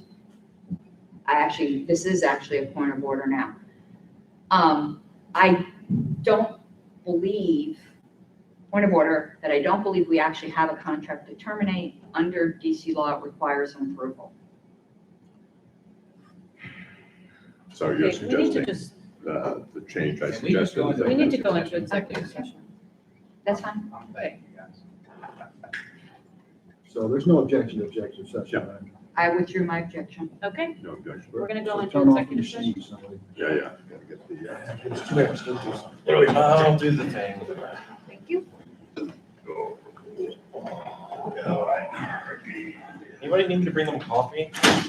Oh. Actually, Heroin, cocaine. Oh, I don't think I'm that strong. What do you, it's not that common. Yeah, I'll run up there and grab it. I'll go grab you a Starbucks if you want. Yeah, I got a card. You know what? That's a freaking Can I great. take them up there? Yeah, the card's up there. I would have Can been we to use those here? I would be very I surprised. think it's We are live. There we go. Okay, Madam Chair, Mr. Malcolm has a motion. I'd like to make a motion. I move table the motion pending consultation with the LNC Special Counsel and the EPCC to take place next week. Second. Okay, it's been moved and pended to table the motion pending consultation with the LNC Special Counsel and the EPCC to take place next week. Mr. Chinyevich? Thank you. So I would much prefer to have a vote on this today. With all respect to the individual in question, who I find to be highly competent, personable, et cetera, I think this is a process issue relative to the chair. That's why I argue for it to be voted on tonight. I think, with all due respect to the chair, this prior action showed that, just because something can be done doesn't mean it should be done. I think in my experience, which includes a lot of both corporate and nonprofit law, it is typically considered nepotism and against the rules to hire someone in one's family. And then lastly, I do believe it reflects poor judgment on the part of the chair. Thank you. Any other discussion? Yes. Thank you, Madam Secretary. I believe the responsible thing to do before we vote is to know everything we need to know about legal implications. I think it's highly irresponsible, no matter what anyone's personal feelings are, wherever we want to point fingers, that I want to know what our attorney has to say.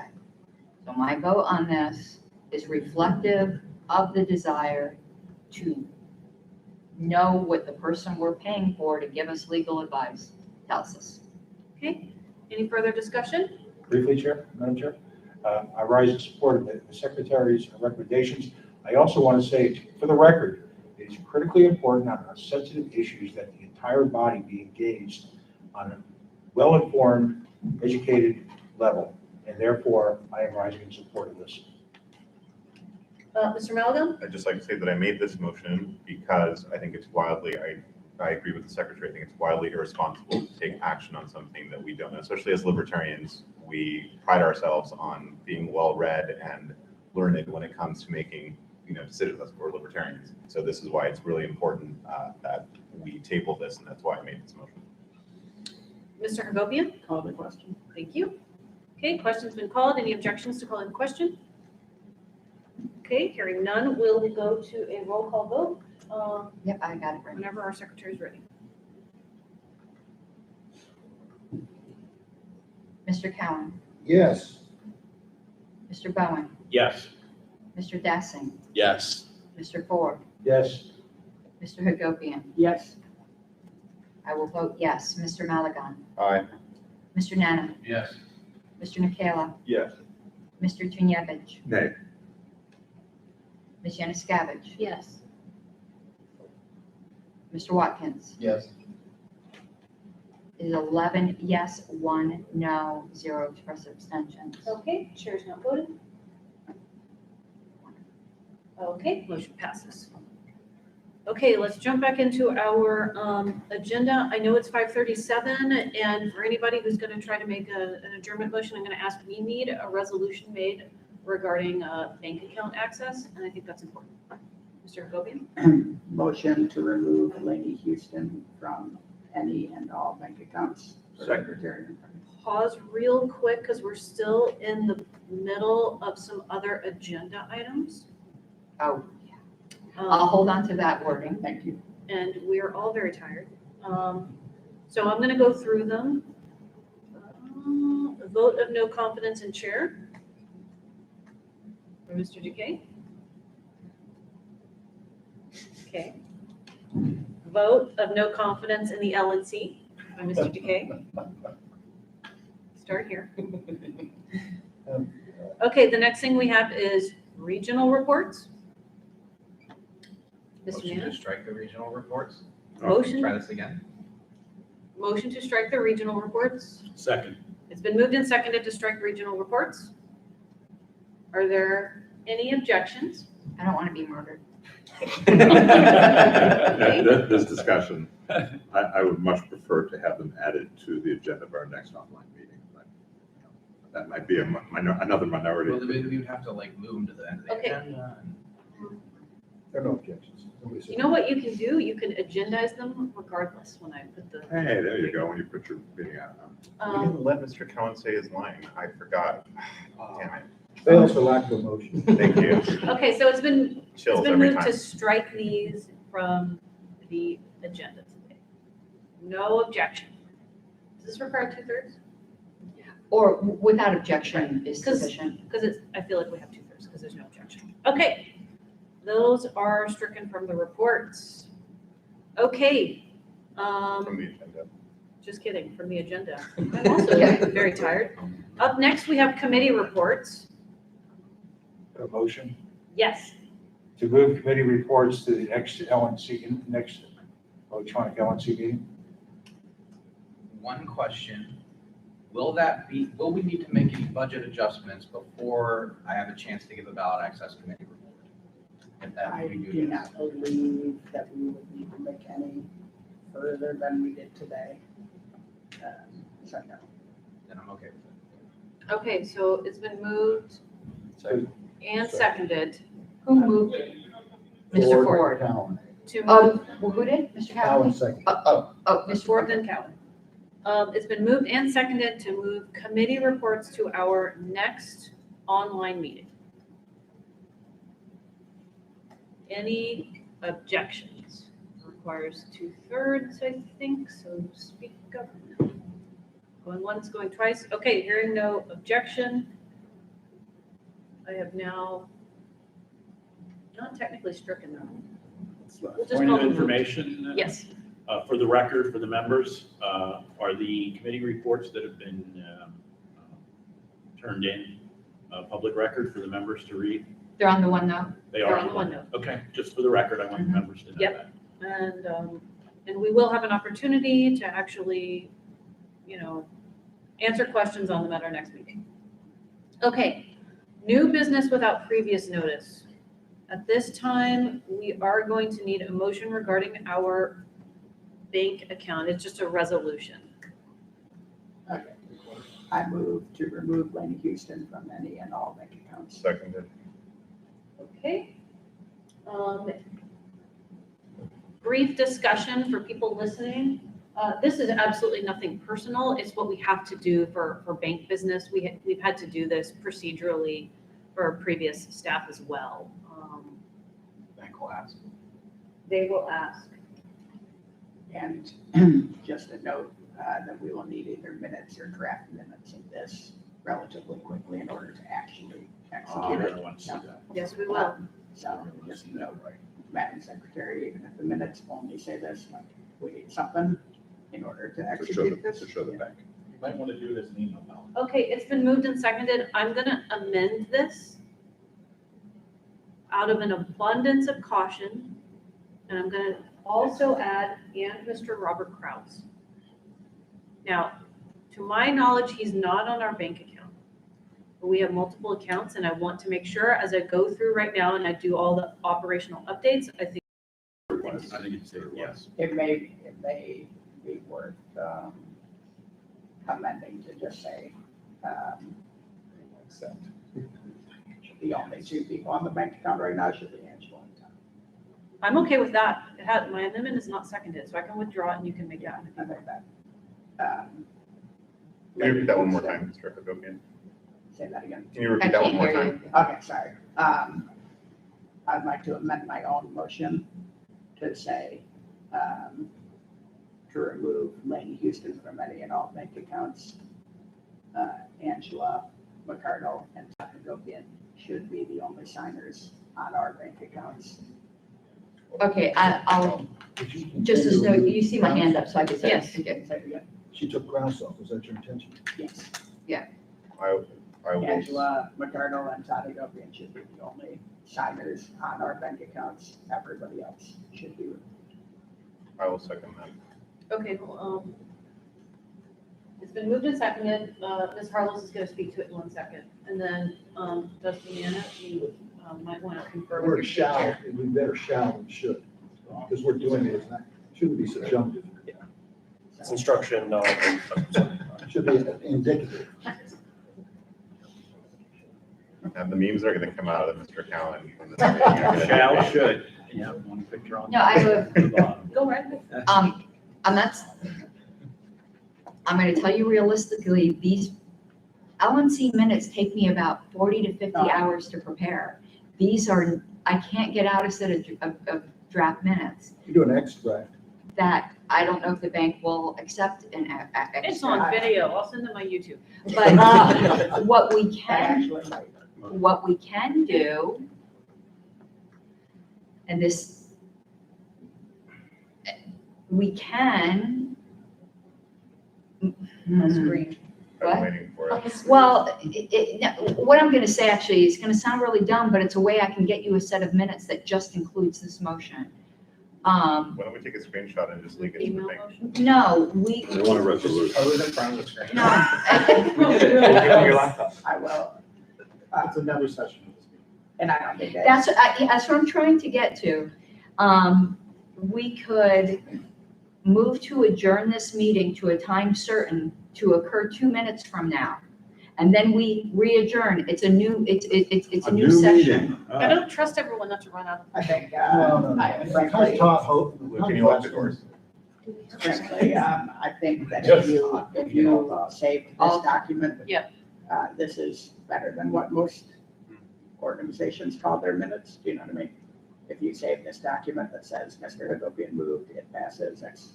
Can might staff be- check what the timestamp is? on That the is video likely right going now to be on enough YouTube? for them, and then we can wait for the real minutes if it's not. Okay, this is what I can do. And we'll see if the bank accepts it. I'll do a minutes abstract, with the motion number, sign it. We could give the date stamp on the video and all that. We'll see if they accept that. It's not a huge deal. 12 minutes. Okay. 12 minutes on the dot. Oh, we've been 12 minutes in. Yeah. Okay. Okay, Mr. Nana? So I did confer with the Indiana chair, and he suggested it might be better if we make it say the chair and the treasurer. No. No, they want our names. They want your names? Oh, yeah. They want our Okay, names. and then Thank the you. other thing was all financial accounts. Yeah, that's probably. So if there's a, if we said to need 2 amendments, my amendment would forget the first thing I said, but all financial accounts. That's fine with me. I don't think we have a second yet, so. Second. Right now. Oh, for no, I seconded Mr. One Hagopian's. second. I seconded Mr. Hagopian's motion. Oh, you did? I'm sorry. But I mean, I'll second this one too. Oh, I already said. Okay, well, so. No, there's too many seconds now. Give me a second. The second Seconds are second? offhand. For the third second. Look, you just do a dad joke. Yeah. Dylan's sorry. Okay, does the body object from hearing from Mr. TJ Ferreira? So sorry. I'm Someone also. who is, I'm sorry, did no one object? No, I'm.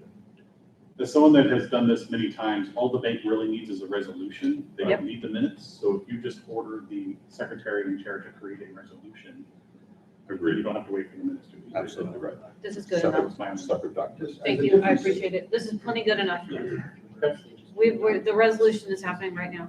We're in it, we're living it. I feel resolute. Fantastic. All right. If there's no further discussion, we can just go to a vote, and it needs to be a roll call vote so that I can have something to take to the bank. I also, I want to clarify, that, Wouldn't be the first time that, or last. I'm not real thrilled with the level of, service we've had in this account. And I don't mind saying that on video. It's been very frustrating. Yeah, just putting that out there. We have a resolution that says that we give them to. By the way. Madam Chair, there are a variety of financial institutions. There are. That would, in fact, and I would mention to everybody, Fidelity Investments is an amazing company to do business with, international. Yeah, I don't know Ms. what. Harless, whenever you're Heard of ready. Fidelity Investments. God forsaken state from that. Rain gel. Ms. Harless, when you're ready. Mr. Cowan? Yes. Mr. Bowen? Yes. Mr. Desson? Yes. Mr. Ford? Yes. Mr. Hagopian? Mr. Aye. Hagopian? Go, yes. Sorry. I have another motion to make after this. Vote on this one, please. He just did, he said yes. Yes. I will vote yes. Mr. Malagan? Aye. Mr. Nana? Yes. Mr. Nikayla? Yes. Mr. Tunevich? Aye. Ms. Yanuskavich? Yes. Mr. Watkins? Sorry, yes. Is that a woo? Yes. So it's 12-0-0. You were getting Truly are getting out of Never hand. get caught yawning on camera. It's politics. Okay, the motion passes. Yay, yay. Care to give a yell? And I'm going to bring something up, I didn't bring it up before, because I know pretty much, we didn't amend the agenda. I know we have new business with previous notice, but needs to be added, but it passed by more than a 2/3 vote, which then cures any defect in that. Okay, thank you. Just wanted to let you know. Yes, I thought everything had to be 2/3 at this point. Not every motion, but if a motion no, not every motion has to be 2/3, but in order to amend the agenda was 2/3, but since it's passed by more than 2/3, obviously the agenda. So Yeah, Tyler, I know what you mean, and I think I'm tired, which is why. Yeah, that's why half of Yes. what I'm saying is grunting. Correct. Okay, Mr. Hagopian. Motion to remove Laney Houston and Robert Kraus from any and all social media accounts. second. Do we need a motion? Do we for that? need a Can we just motion do for it? that? Apparently we do. Why? With said companies. Wait, In what? the event That's it becomes That's necessary. fine. Companies, they're trying to do the same thing as a bank. If it becomes an issue, if it becomes an account which we. Becomes a dispute. Then you have it in your pocket. Second. Again, it's nothing personal, but sometimes if you need to literally transfer ownership of an account, they can give you grief unless you show this, and then the employee even trying to transfer it, like. may struggle. This Facebook account has been in turmoil for. Is that the wording you had given? It was from all social media. Any and all? If anyone doesn't believe this can happen, there is a former state chair in New England who shall not be named, who went out and created his own accounts. Obviously faked a great deal of information, and that's what they're guarding against. Use different tax ID numbers. Mr. Nana? I'd like to sponsor Evan. Yeah, there's no such thing as that, but that's cool. Okay, Like, it's been happening all day. I would like us to hear from Evan McMahon. This isn't about the whether this is good or bad or language of that. It's actually, this is something that every state affiliate has had to deal with their county parties. It would be very helpful if, since obviously there is some expertise on how to work this problem, if there was a document that was sent out to state chairs. I personally have several social media accounts that we have not been able to claw back. if there could be a document explaining how to do it and who to contact at different social networks, I might say nice things about you guys. There's a project going on. I intended to appoint you to the candidate support committee. Shh. So, I don't know if that would be within their realm or not. that project, is already completed, but we could certainly add it. Jake Bradley just completed an affiliate handbook, but we can certainly confer to add an additional page. He was hoping to call in and we are totally off topic. I'm so sorry, Madam Secretary. Back to your motion, which has been seconded. And Mr. by- Hagopian's motion. Which has been seconded by Mr. Malaga. We will all be visiting Starbucks later. And came for the pocket apparently. And we're going to, if there's no discussion, further discussion, we're gonna go to a roll call vote. Mr. Cowan? Oh, yes. Mr. Bowen? Yes. Mr. Dasson? Yes. Mr. Ford? Yes. Mr. Hagopian? Yes. I will vote yes. Mr. Malagon? Aye. Mr. Nana? Yes.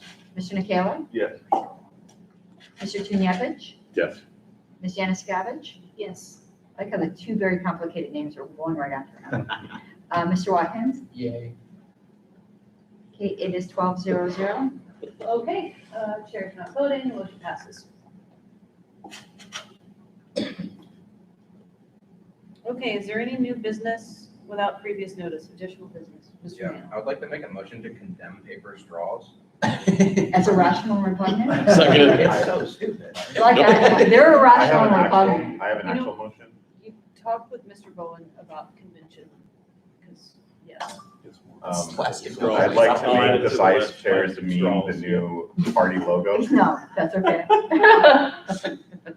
Second. You're out of control, Mr. Malagon. Yeah, yeah. That's out of hand. Settle down. Chair, I've grown very fond of the vice chair sitting next to him. motion to adjourn. Motion to There's an adjourn. item on the floor. It's been, do we have a yeehaw? Yeehaw. Yeah, I'm too tired. Wow, sad. Okay. Yeah. It's been moved and yeehaw All to here. adjourn. Any objection? Going once, going twice. I just want to say, Mr. Kayla technically seconded my motion. We kind of have to vote on. I'm just- I seconded Dustin, so. Out of order, out of order. Dilatory. Orders of the day. I'm calling orders of the day on myself. Okay, hearing no objection, we're adjourned. Thank you. 5:55 PM.